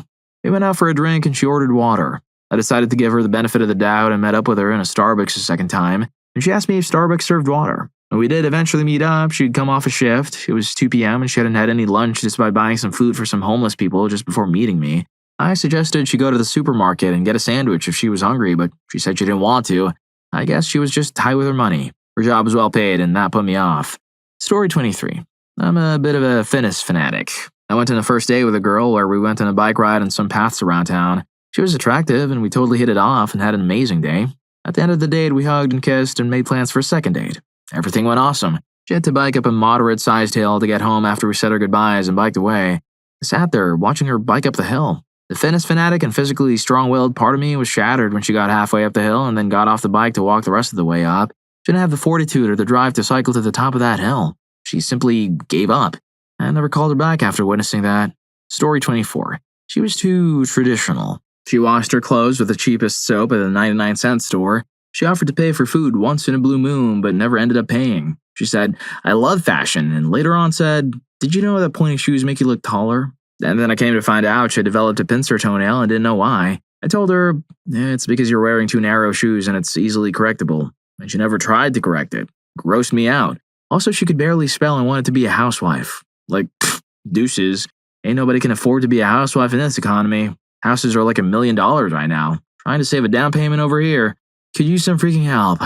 Story 25. Because she was cheating on her boyfriend. With me. After 2 or 3 weeks in, she decided to tell him and break up with him. Then she said she wanted to make us official, and I told her that was a no-go because I valued faithfulness and loyalty in a serious relationship. We didn't talk past that point. Lol. To be fair, she ended up dating a friend of mine. I warned him. And they got married, had kids, and he bought them a house. She cheated on him for 2 years before he found out. My instincts were pretty spot on, even if it was super petty given the circumstances at the time. Story 26. I know this sounds really weird, but back when Mad Men was popular, I used to dress up in some pretty nice suits when we'd go pick up girls at bars. When I'd approach a girl, I would go fine, but almost every time a girl would walk across the bar to talk to me, she'd start with something like, "You're a little overdressed," or "You have to loosen your tie," with a flirty look.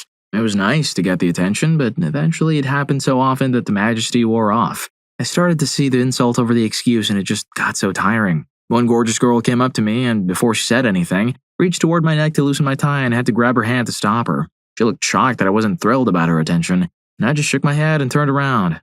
I must have looked so irritated because she was clearly so mortified that she and her entire friend group left right away. I feel a bit badly for not being able to get out of my own head, but come on. Story 27. Not me, but a friend. He lives in an apartment complex and had an eye for his neighbor. They're on friendly terms, but only chit-chat from time to time. Suddenly, she asks him out for dinner one time. Apparently, she works for a lawyer, and his client owns a very exclusive restaurant. She gets a table easily. They have the date, and he tells her straight out that he has a form of ASD. The evening continues, and they go home, everyone separately to their own bed. The next day, she tells him she cannot be with someone with his condition, which is straightforward, too. It was fine for him. They still chit-chat from time to time, then suddenly she apologizes and admits that she was in the wrong about his condition. Apparently, she learned through a random YouTube video what ASD was and assumed it was Alzheimer's disease when he told her about it. His, and I quote, "disease doesn't sound that dramatic," end quote, so she reconsidered them dating. He told her, again, straight out, no. They still chit-chat. Story 28. I can get past the fact that she had weird nicknames for her parents. Loosely translated, her nickname for her mom was Kettle, while her dad's was Cubes. No method to the madness, just silly and pointless. We were kids, basically. I was around 15-ish, and she was, I think, 13 to 14. We had good chemistry, and she even invited me to her place to fool around one day, but I made up an excuse not to go because I knew her parents would be there. I felt I'd either be too weirded out, or her nicknames for them would randomly pop into the conversation, and I'd start chuckling and would have to explain why I was in the loop. Story 29. Not really a rejection, but when I was 22, I left a girl after 8 months because she would always give me a hard time about putting a fan on while I sleep. Eventually, she wasn't worth the headaches, and I just left her because I'd catch her turning that thing off, which would sometimes wake me up because I love the ambient noise. It helps me sleep. At a second time, which I guess you could call an actual rejection. I was at a New Year's house party when I was 20, and the girl I was talking to, who was 21, said, "You can drink, don't be a wuss." I laughed in her face and explained to her that I was doing combat sports or wrestling, and a lot of that required me to be healthy and on weight for competition. It had nothing to do with being underage. Story 30. Probably the pettiest thing I've rejected someone for, albeit rejecting a family member, was as a tween around 11 to 12 years old. I rejected my dad's attempts to hug me throughout the time my parents were going through a separation purely because he didn't always wash his hands after using the toilet. He then stopped living with us shortly after none of us at home showed interest in having him around, amongst other reasons related to my parents' deteriorating relationship. I feel like juvenile me would have probably found it more approachable if I didn't notice the lack of hand washing directly after he used the toilet or would whiz in the backyard or whatever. I wonder if it would have changed anything if I wasn't disgusted at the time by something comparatively trivial now, and is something I've come to learn over time that apparently a lot of people do without me knowing all the time. Story 31. One of the hottest girls in my school had a thing for me, and we hit it off pretty well at first. Then I noticed my brother getting more and more distant, but he wasn't telling me anything. I asked my mom if she knew, and it turns out that the girl broke my brother's heart in front of his friends and was trying to hurt him more by dating me. She finally asked me out to prom, and I told her I'd love to go and that my friends had rented a limo and made dinner reservations at one of the fanciest places in town. Immediately she got excited and couldn't wait for the day. She was excited anyway, but after she had paid for an expensive dress, got her hair and nails done, and was absolutely set on being picked up by a limo, I dropped a bombshell on her. I let her know that I wasn't coming for her and that instead, I'm taking my older friend's younger sister to prom. I called her a horrible person and a few choice words for what she did to my brother and hung up. After prom, I had multiple voicemails ranging from incoherent sobbing to flat-out rage. Meanwhile, I gave my friend's sister a dream prom experience with good friends and great memories. My brother loved the story, and seeing him smile again after months of depression was worth every petty action I took. Story 32. Insane quantities of uncared-for earwax. First day, gross, but you're cool, so I'm hoping you just missed it. Second date a week later, big nope. Socks with sandals. This look is okay if you let your dog out and the gate is open and he takes off and you gotta quickly throw in the closest shoes to you. No other scenarios apply. Ignored my dog. Must love dogs. His skin was too soft. It was a texture thing. I don't know. Don't at me. It was too helpful. He was an elementary school teacher and could not turn off the part of his brain that automatically did tiny helpful things, like unwrap my straws at restaurants. He also talked to me with a teacher voice. I just couldn't. Oh god, I am the schmuck. But to be fair, I once was dumped by a guy I had been seeing from a couple of hours away after he asked me last minute if he could crash at my place that night. He had to bring something into town for a client and it was getting too late to drive the 3 hours back. I just moved into a new apartment and my furniture wasn't being delivered until the following Monday, but I had a bed and lots of blankets and some folding chairs. Enough to entertain someone who has seen you without judgment, right? Wrong. Bro leaves super early without saying goodbye and then tells me later that he was just a little turned off by the fact that I didn't think ahead and ordered my furniture sooner so I'd have it before I moved. I said, "This is because of furniture?" And his response was, "If you can't even get your apartment together, what else can you not handle in life?" Best part, he lived in a freaking van. Story 33. Because he and his whole family were annoying. Backstory. This happened when I was 10 or 11 years old and my mom, stupidly, made me go to this kid's house to, and I quote, make more friends. I had enough friends at the time. Now this kid was about 10 and he was annoying. And I mean it too. It's like when the person at the checkout asks if you need a bag when you clearly can't carry 10 tubs of mayonnaise. That annoying. Once the kid copied me and I'm the kind of person who generally doesn't like imposters, sus, or copycats, so I got quite annoyed. The kid even claimed stuff I came up with, like this one time he gosh darn copied my science project and I got in trouble for, and I quote, copying his work. His mom would always ask if I could go to his house or something. It was generally annoying as hell. My mom even says, she talks about, insert child's name, a lot, like the sun shines out of his bum. Pretty annoying kid, makes me angry tons. Still annoying today, 4 years later. The end. Story 34. Well, I mean, if we're talking Tinder, I will swipe left if there aren't any pictures of you. That's a red flag in my mind. Pictures are of your body. It means you're so desperate that you're leading with features that are often poorly photographed and unflattering anyway. Pictures are of group shots or friends or you with other guys. If you can't clearly show me who you are, I kind of think you've got insecurity issues that I don't want to deal with in a partner. Pictures, not just one or two, I'm talking an entire profile, solely of kid pics. I'm not a kiddie fiddler, and I'm not on here to date your children. Similarly, a profile that talks all about how your only priority in life is your kid. Kind of feel like Chris Rock when he does that bit about guys who say, I'm a good dad. That's what you're supposed to do. Why are you on a dating site talking about how your only focus in life is your kids? No profile at all. Like, put something there. A profile that reads like a desperate plea for a job interview. I'm kind, caring, and my friends say I'm super reliable. Just kind of comes off as weird to me. Story 35. Well, damn. I never rejected someone for a petty reason, but I guess I was the guy being rejected for a petty reason. I dated this girl for 2 months. She broke up with me because I gave her compliments like, I like your dress, looks good on you, and stuff like that. Maybe I'm in the wrong, but damn, did it feel petty. Then this other time, I hit it off with this girl I knew from university, in a friendly way at first. It took me about a week to actually realize I had strong romantic feelings for her, and she rejected me when I came clean. I thought nothing of it at first, but then I found out over a mutual friend that she was completely head over heels for me from day one and rejected me because it took too long to reciprocate her feelings for me. Like, rejected me for having the gall to take a whole week to tell her I'm into her. Story 36. I learned in school that a certain gastrointestinal condition was associated with crazy personality traits. This medical student I was chatting up and planning a first date asks me, what's the red flag you just won't date? I named a couple of things and half joking said this condition. She turns red, swears at me for being shallow, tells me she has it, storms out and sends hate mail for 3 days. Sequel, an ex-girlfriend, I notice, has lots of fastidious habits about getting in the car, like an excessive planner. It's never slowed me down, so I didn't care. At the point in the relationship where we start spending more than 36 consecutive hours together, I realize that it's all about making sure she's completely avoiding it but prepared to poop on the side of the road. I ask her about it. Turns out it happens approximately weekly. Hey, we're not in a rural area and she has this condition. When she notices I'm a little uncomfortable, she says her other current boyfriend doesn't mind at all. Story 37. Pined after a gal for a long time. She was single, we were making out, and there just wasn't any spark. At all. She just opened her mouth like a largemouth bass and tried to tongue wrestle. Insert slide whistle noise. She had zero opinions. We ended up seeing a horror movie in the theater, and instead of watching the screen, she stared at me the whole time. Afterwards, she confessed that she hated horror flicks. No second date. She came back to my place on the first date, clearly down to flirt. She told me she was a vet tech. I had no pets at the time. Then she went into detail about assisted departure procedures. I'll spare you all. No intimacy, no second date. Story 38. Her friend began texting me. She gave her my number, and I realized that her friend was under the impression that we were in a serious relationship before we had even met. All of her images were a dishonest portrayal of her, met via app. She wore clothes that were too small for her body, was a member of a sorority, and spoke very badly about her sisters while explaining to me that I couldn't even touch her back with my hand, and wouldn't shut up long enough for me to finish a sentence. I ordered a water without ice, and she talked for 3 minutes about how ice is the best part of water, like I was some alien. According to her, my disinterest in her was petty because her paid-for sorority friends stole all of her boyfriends before, proving that she dated catches.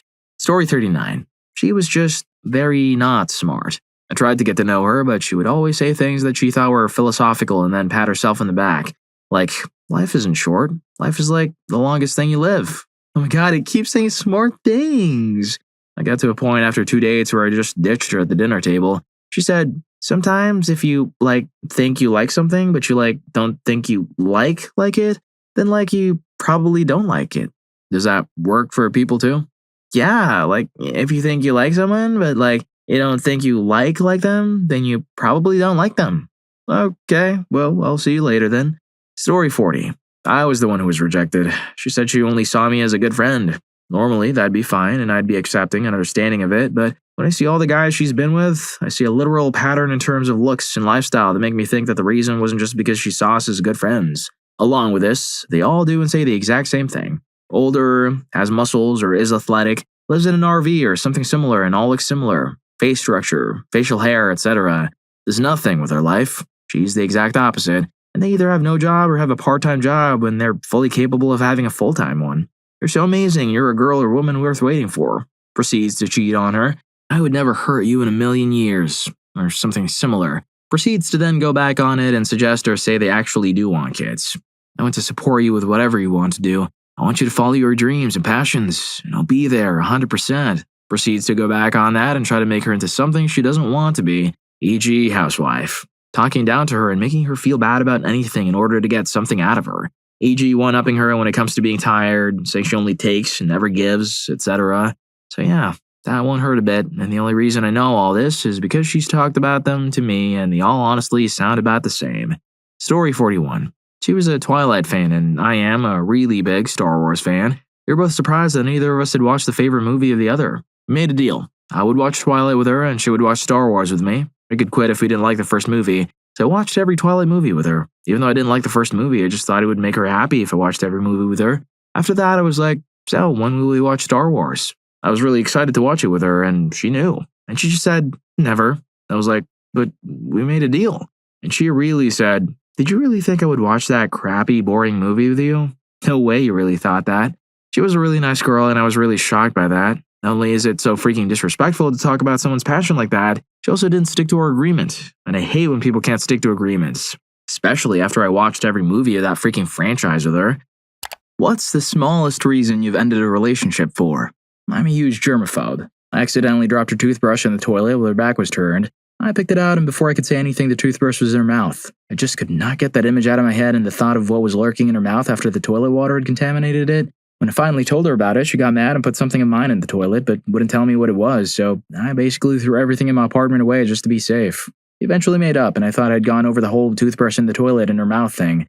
We were eating at her place when she heard something in the bathroom and went to investigate. I then heard a loud sound along with a scream of hers, so I rushed in there. I found that something had gone horribly wrong with the plumbing. The toilet had basically exploded and covered her in toilet water and sewage. I said, "Have a nice life," and left. Story 2. She had been to university and I hadn't, and it wasn't really much of a big deal to me. Until one day she had her friends around, and as they were talking, I was obviously trying to engage in conversation and make a good first impression. At that point she said, "Oh, you don't have to try to talk to us. You can watch TV." I can see how it might have been innocent, but freaking heck, it felt condescending. I'm not a child. I can be part of an adult conversation without a degree. Story 3. I was 17 and leaving for the army. We'd only been dating for a couple of months, and the night before I shipped out, she gave me one of those cringy more photos of what our kids would look like based on pictures of the couple. She wasn't typically crazy. She was just really insecure and young. I saw my life flash before my eyes. I sat her down and explained that it was a crazy, stressful time, that she was still a sophomore or junior in high school, and that I needed some space to get some life momentum and couldn't string her along into the unknown. She cried, we hugged, and kissed goodbye for about an hour, and that was that. Story 4. I was dating a girl in the fall of 2004 in Northern California. Somehow, I'm not sure where she would have gotten the idea, but she thought that for the 3-day Veterans Day weekend, I'd be taking her up to Tahoe. About a week before the holiday, the following conversation happened. Her: "So, what are we doing next weekend? Something fun?" Me: "I'm not sure what you're doing, but I'll be playing Halo 2. It comes out Tuesday." Her: "What about the weekend?" Me: "All weekend." She freaked out and I ended it. I might sound like the bad guy, but there's no way I would have hinted at going to Tahoe. I'd been looking forward to that release date, November 9th, for more than a year. Story 5. I'm interpreting smallest reason to mean a singular quick event rather than the buildup of things over time that eventually makes you hate each other. When I was 17, I was dating a very straight-laced and devout Christian boy. I didn't like my friends because of all their sinful activities like smoking and drinking. One night, my friends, their boyfriends, and I met up to decide what we were going to do. I brought my Christian boyfriend along so that he could see that my friends were fun, nice people. He was silent while my friends and their boyfriends chatted and had a few beers. We tried to include him, but he wasn't having it. My friends decided they wanted to go to the club. I don't really like going to the club, but I finally relented. My boyfriend went nuts and spoke for the first time that evening to tell me how dangerous clubs were and how they were the seat of evil or something like that. Then he said he wouldn't allow me to go. Oh, heck no. I told him I was definitely going, and he definitely wasn't. He asked me who was going to protect me, and I pointed to myself. Then he grabbed a pocket knife I didn't even know he had and harmed himself while we all froze in shock. Then he said, with a serious face, "Don't worry, it's all okay now. This will protect you." To be fair, we'd been dating for a couple of months at this point, and I had seen no signs of crazy. It was one incident, relatively small and over pretty quickly, but it definitely ended things immediately. Also, the more I post on Reddit, the more I realize that a lot of really messed up things have happened to me. Thanks, Reddit. Story 6. There were a lot of red flags in this relationship. It was anti-government, didn't believe in medicine or medication, claiming doctors just want your money. Who needs antidepressants when you have grass and vitamin B? It was really just dumb and wrong about a lot of things. Downright uneducated. To be honest, I didn't really like it much anyway. But the small thing that after a couple of months made me call it off was when we were coming back from a road trip and a traffic camera caught us. We were in my car, not speeding or doing anything illegal. He freaked out because he didn't want the government to have his picture and know where he was. This fool lived at Job Corps. Story 7. I met a guy online who seemed very nice and legitimate, and we had great conversations. On our first day, we were eating dinner when someone in the bar area fumbled and dropped a crate full of freshly cleaned glasses.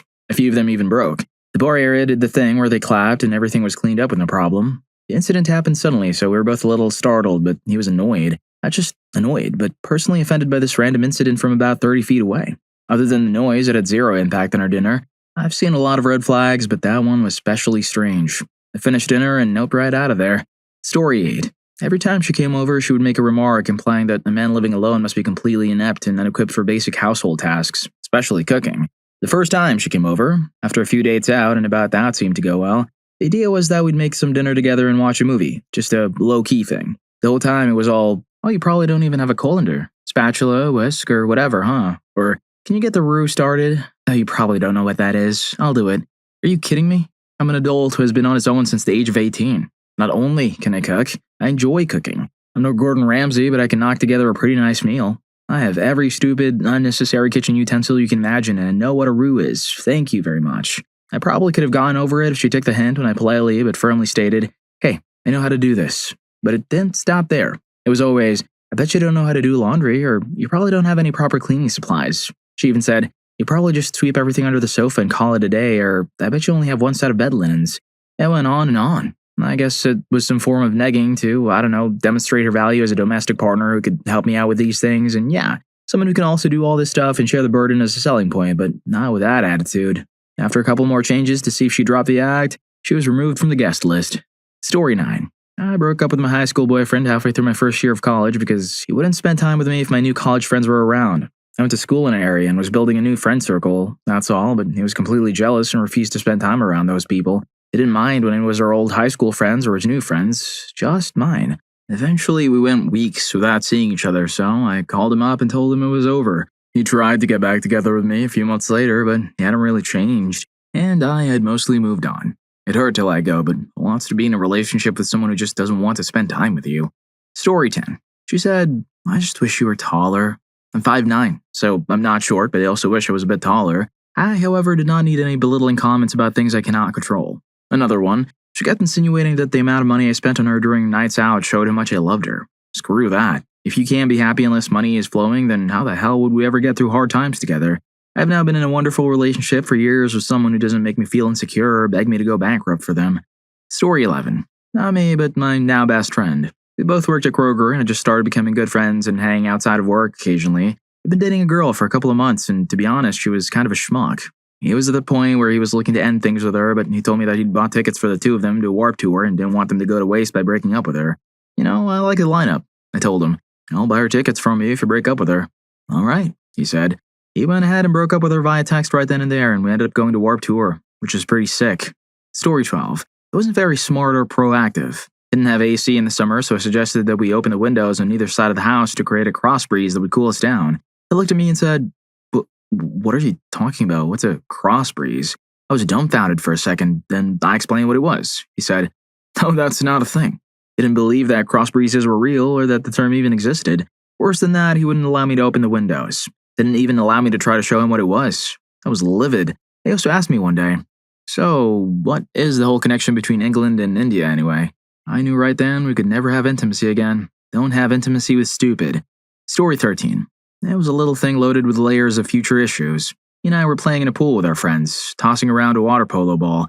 In a tussle for the ball, I accidentally scratched his cheek with my fingernail, which wasn't wounded, but it did turn pink. He came out of the water, screaming and swearing horrible things at me. Then he grabbed the ball and hurled it across the pool, barely missing a toddler and her mother on a floaty. As soon as I was out of the pool and dressed, I broke up with him. The scary thing was how many of her friends thought I was dumping him over too small of a thing, believing I was overreacting just because he yelled and threw a ball.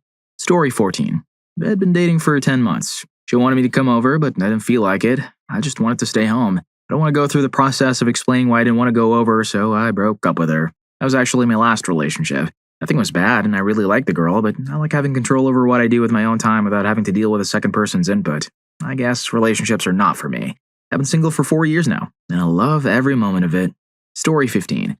I, a 40-year-old male at the time, met a woman of the same age, and we planned to go on a date at a popular, trendy franchise restaurant.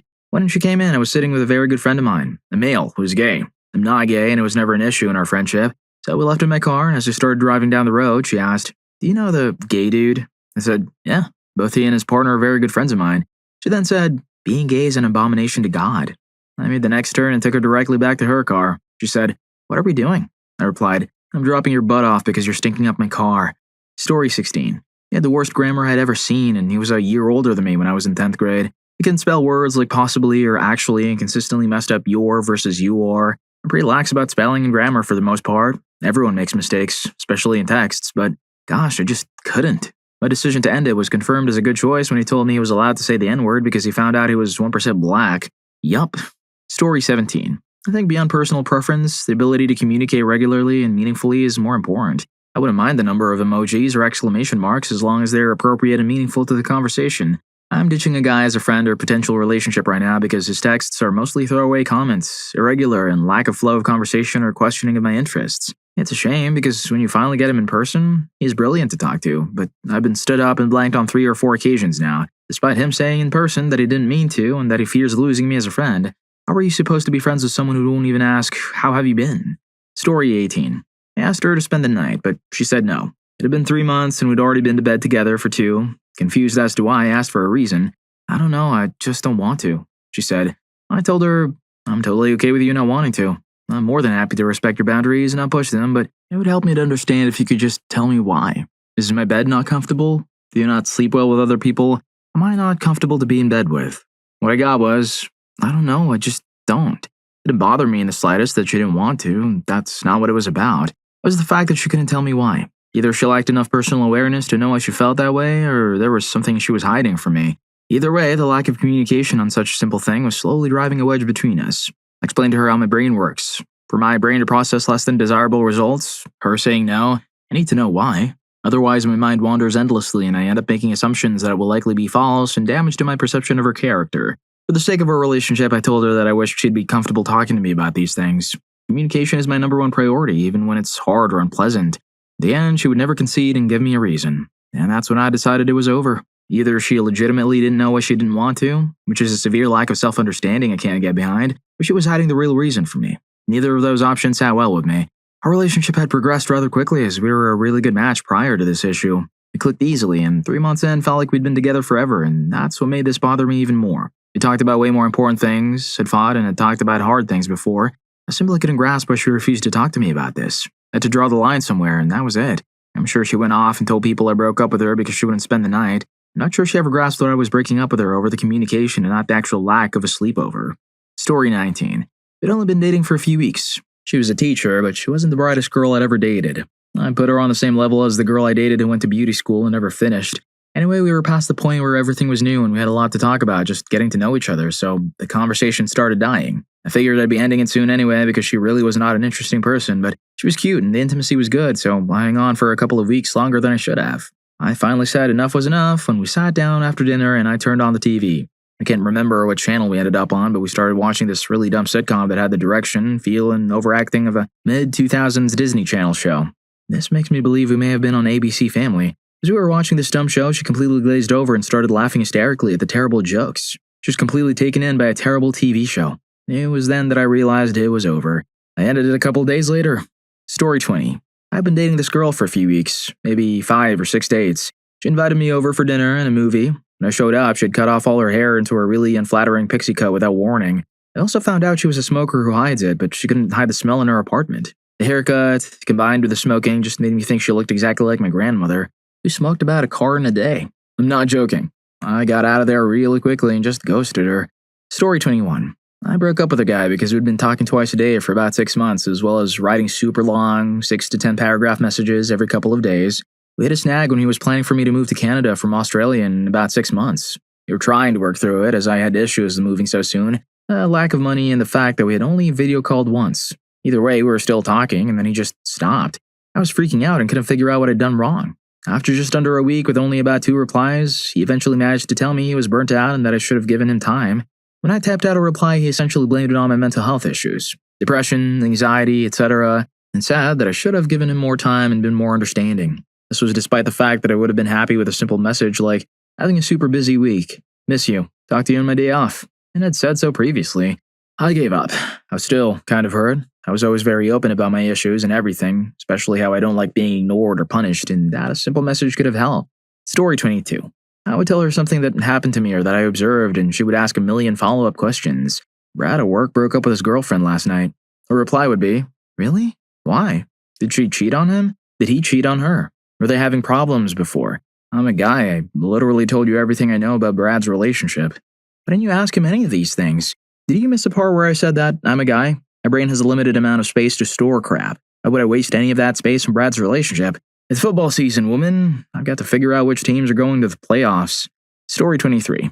I had a best friend who dumped me. That's how I always put it anyway. I love the Twilight novels. I didn't have any interest in them, but I love to read and read books often. My friend was insistent that I had to read these books because they would change my life. Months of this went by before I caved. I went to the library and checked out all 4 books. It took me about a week to read them all, but god dang it, I read them. Because he was my friend and I wanted to show him that his opinion mattered to me. He IM'd me on MSN Messenger after I told him I was done to ask me what I thought. I tried to be kind but honest. I didn't like them, at all. No, I told him, I will not pay to see the movie adaptations with him. I barely got the words typed out and sent when he suddenly blocked me on Messenger. I tried to call him, but he blocked my number. I tried to get him on AIM, and he blocked me there too. I never heard from him again. Story 24. Man, I don't even remember why I started dating this guy because he had really poor hygiene, bad teeth, and dressed like a wannabe gangster. I'm nowhere near a grammar or typing warrior, but he typed so badly that I just couldn't handle it. Otherwise, he was a kind person, so it's not like he was a schmuck or anything. We were hanging out at my parents' place. We were around 16 or so, and he just randomly farted several times, and he laughed about it so wholeheartedly, like it was the most amazing thing he'd ever done in his life. I'm no prude, but that was really gross and annoying for someone I'd been dating for only about 3 weeks. That was the last straw after every other off-putting thing about him, so I broke up with him a little while later. In my 20s, I heard from a friend that he still asked about me from time to time. If you're enjoying the video, don't forget to hit that subscribe and like button for more videos like this. Story 25. He wanted to break up because of the World Cup. Apparently, he was following all the games and dating would compromise that, but then he pulled out other excuses like I was overweight, I was the one willing to end the relationship, or I was weird and crazy and he just noped the heck out. Anyway, the most stupid breakup was about a plate of pasta. Up until my mid-20s, I would eat white sauce, plain or cheese pasta sauces. I can indulge in an egg carbonara, but that's it. No cream. This boyfriend wanted to cook pasta for me. I told him that if it was just for me, I liked it with no tomatoes or onions. He told me, oh yes, I'll do a carbonara for you. And then took a full chopped onion, a full can of tomatoes, and made an onion tomato bacon sauce. Since he was the one cooking, I had to serve it. I took my oil and grated cheese and made a plain white sauce for myself, and I served him his own sauce. He got deeply offended because I didn't want any of his pasta sauce. Story 26. The last straw for me that made me walk away was that he wouldn't go to the store to get his really sick mother a soda. After everything we had gone through together, it was a very small reason. We had been together for several years, and it was a very volatile relationship, but eventually we just mellowed out. We were living with his parents. His mother, who had a possibly terminal illness, she survived the treatments and is doing mostly well today, asked him if he'd walk to the corner store, literally on the corner of the block we lived on, to get her a soda because she couldn't keep anything solid down. He started screaming at her and made her cry. I packed up a small bag and left. Came back a week later to pick up the rest of my things. Story 27. I went on a total of 4 dates with a Filipino woman I knew from college. I ended up meeting her family around Chinese New Year, which in hindsight should have sent alarm bells ringing in my head. All of her relatives were mostly chill, except for one of her aunts. Now everyone has that one crazy uncle who likes to crack dirty jokes and pantomime intimate acts. In my date's case, her aunt was as wild as they come. I ended up leaving midway through dinner and excused myself by saying that I had to report to work early the next day. I called her the following afternoon and ended the relationship. Story 28. My ex lost his mind because I wouldn't agree with him that people in open relationships are sinners and that it's wrong to do so. Me telling him that I would never want to be in an open relationship myself, but that people are entitled to do what they want in their own relationships, was not enough for him. He screamed at me, said that his girlfriend would never think that something like that was okay, and let me know that he was disgusted with me for disagreeing. The person he was calling a dirty sinner was my sister. She's in an open relationship with her man. I don't really get it, but if it's making her happy, then whatever. They're both careful and use protection when stepping out of the relationship, so I don't really see what the problem is. Anyway, that conversation pretty much dried up my desire for him, and we were done pretty quickly after. Story 29. He was in a band and invited me to what he called a private show or practice session. What he forgot to mention was that I was his band's ride in the equipment hauler for a 2-hour drive there and back, with no gas money provided by anyone. I didn't find any of this out until I walked outside and saw his bandmates loading large amps into the trunk of my Jetta. When I asked him what the heck, I actually had the nerve to act surprised. So I took all of their stuff out of my trunk and went home. It's been 7 years and I still don't know if they ever made it to that show. Story 30. He was a super picky eater. We tried to go out and eat, but pretty much any place that wasn't Chili's, a fast food joint, or Wawa was out of the question. I love to cook and try new restaurants and exciting foods, but he would immediately pass on going to a place that wasn't one of the places I listed. I once tried to get him to eat a vegetable that wasn't corn and he threw a hissy fit like a preschooler. I just couldn't take it and broke it off. It might sound like a witch, but his unwillingness to grow up or try something new really bothered me. Story 31. She said she was going to a movie with her girlfriend. 2 months later, the same movie came up in some random conversation and she couldn't remember which girlfriend she had gone with.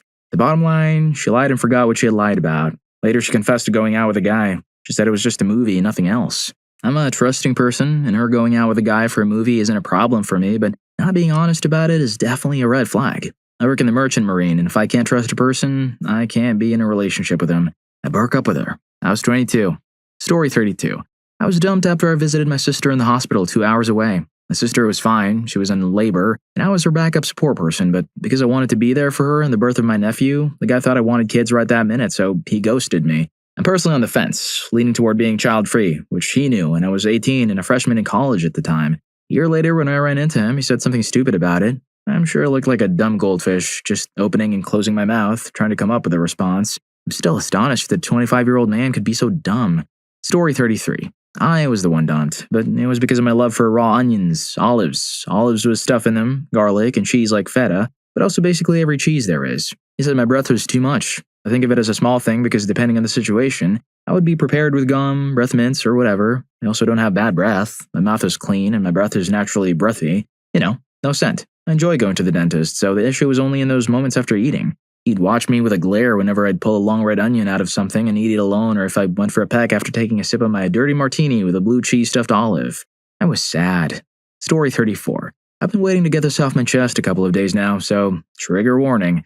My girlfriend and I had been together for 6 months and counting. We went everywhere together. To the movies, the park, out to eat, etc. Before my dad passed away, he told me, "Son, I'm glad you finally found someone you can see eye to eye with." My dad and I never really had a decent relationship, but that will always be something I will cherish for him. I love you, old man. Anyway, about a month and a half ago, my girlfriend and I went to the store. It was going fine until I noticed some dude kept staring at my then girlfriend who was pushing the basket. I wasn't that mad because at least it wasn't really affecting anything, but he just kept staring and staring until I erupted in my stupidity. We got into an argument about how he kept looking at my then girlfriend and tried to explain that he in fact wasn't staring her down. No, he said that he was amazed by how many bags of precious beans were in the cart. 3 days ago, my girlfriend baked all those beans. They were my sweet, sweet, precious beans. I bought more, but I was afraid she would bake those too. I broke up with her because I feared for my precious beans' lives. She's currently homeless or something. Not that I care. She deserves it for baking my beans. Story 35. The girl I was dating got into a heated argument with my roommate over the names of characters from a movie. She pulled me into the argument with the expectation that I would blindly back her up. She was wrong, and I knew it. So I just kind of shrugged and said that I was pretty sure my roommate had the correct information. She gave me a glare, insulted me, and stormed off. It was in that moment that I knew if I remained in that relationship, my future social interactions with her would be forever psychologically painful. So I decided I would end things with her after she had some time to cool off. Funny enough, when we met up later, she broke up with me before I could say anything. She explained that being in a relationship meant having the other person's back no matter what, and that she couldn't be with anyone who wouldn't always back her up. Instead of explaining how she clearly misunderstood that concept, I just took the whole thing as a stroke of luck and left. Story 36. I met a guy on an online dating site. I filled out my profile pretty well, but I didn't include all of my hobbies and interests because it would have been way too long, and I wanted it to be a pretty basic summary of me. I didn't want to get to a date only for the person to already know everything about me. This guy was a few years younger than me. I don't remember how many, but I think it was 5 or 6. Couldn't figure out how to talk about anything that wasn't on that profile. I even mentioned unlisted hobbies, and he would just sneak back to the profile if I could get him to talk at all. Since conversation was like pulling teeth, it ended there. Story 37. This was freshman year, and we were making seating charts for a class we had together. I asked her if she wanted to sit with me, but she said no, and I was like, fine, well, I guess you hate me. And that was that. Looking back, that was kind of a schmuck move. Cue the crap storm. Turns out she was cheating on me with 4 other guys, all at the same school of maybe 700 people at the most.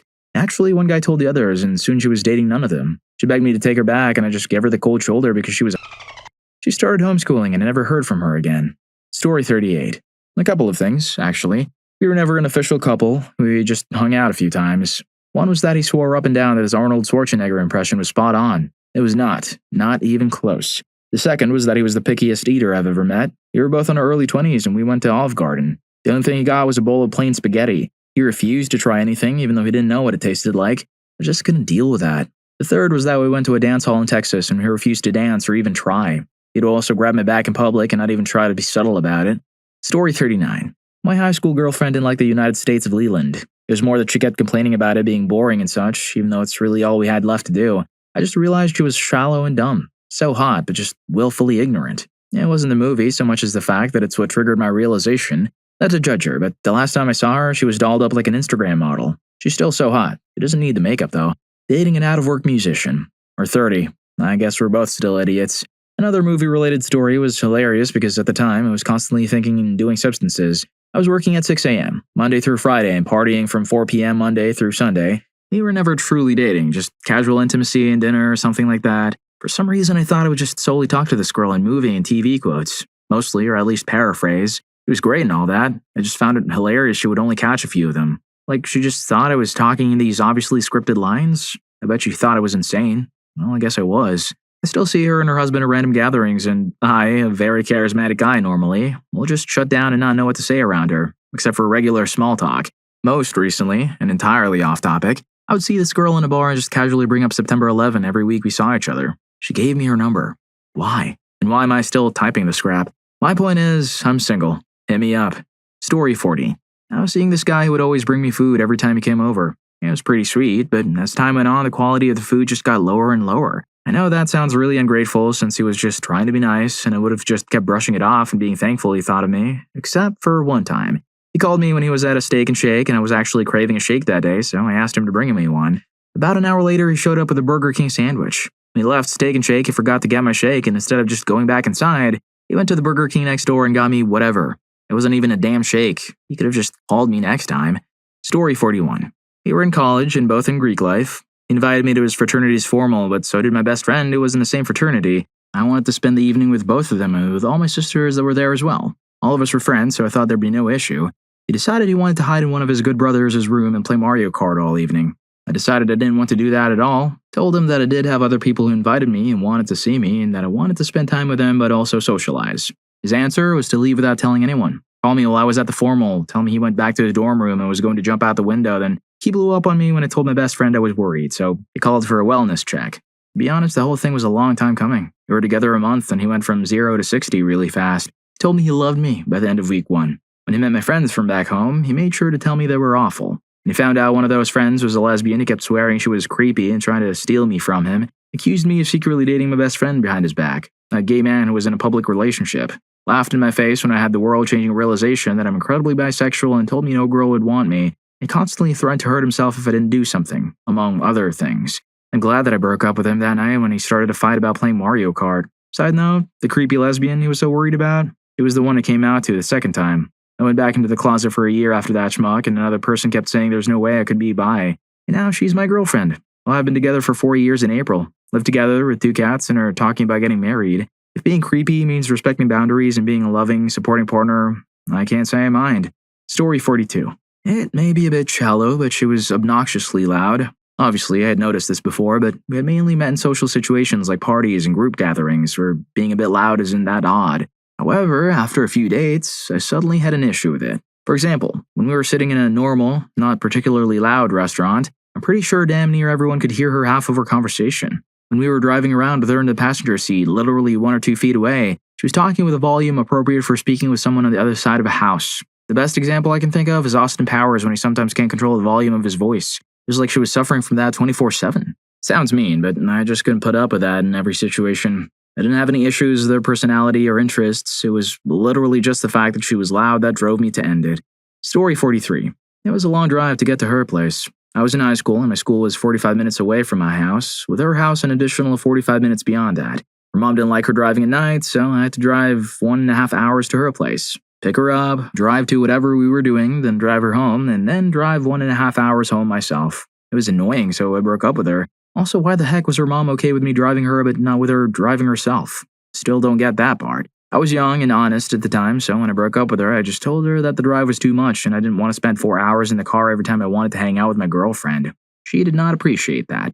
Story 44. His mom didn't approve of us. It basically made the world come crashing down around my ears and made me realize a few things. He was 11 years older than me. He had major anger issues. He lived not only in another country, but in another continent. Our relationship was entirely online. He was borderline mentally cruel to everyone in his life, including his adoptive parents, me, his friends, all of whom were online, and even his dogs. Felt so bad for those poor dogs, because he was always yelling at them over the stupidest stuff. I would yell if they barked, scratched at themselves, played with each other, played with a toy, ate a chip that he dropped and didn't pick up, or even if they drank their water too loudly from their bowl. The dude was a freaking psycho. Plus, he was nowhere near what I would call attractive. I mean, he was honestly pretty gross. The epitome of the creepy, gross dude who lives in his basement and argues with people online. He was overweight, a grease ball, a neckbeard who hardly ever showered, did a lot of vaping, lived off chips, Mountain Dew, pizza, and beer, and wore the same clothes for a week straight. Had visible sweat stains and various food stains on a shirt, but still refused to change it. It was just all kinds of gross neckbeardy crap. Story 45. Something that actually happened to me. A girl I rode the bus with in middle school asked me out, and I said, sure. On the way home that same day, she complimented my eyes and asked if I wore mascara. Being that I've always been a sarcastic bum, I said something like, yep, if you like that, you should see me with my lipstick on. She broke up with me on the spot and started a rumor that I was gay. I blame her for the fact that I didn't get any of the girlfriends into high school, but it didn't exactly score me any boyfriends either, so I guess it was just me. Lol. Story 46. There were many reasons, but the thing that made me pull the trigger was super small. I've been seeing this guy for a few months, with plenty of differences, and it was pretty apparent it wasn't going to work out in the long run, but we had some things going for us too. So we were just kind of rolling with it, seeing where things could go. Anyway, my best friend was over and we were watching Labyrinth. He texted me the usual, "What are you doing?" I sent a picture over SMS of the TV screen showing David Bowie as Jareth when he was juggling the crystal balls. He replied, "I don't like that movie much, or David Bowie really. He looks ridiculous in that movie." I literally initiated radio silence for the rest of the night and dumped him the next day. Obviously, I am a Bowie fan. My cat's name is Ziggy Stardust. Well, if you like these stories, here's more. YouTube thinks you're going to love this. Catch you in that video.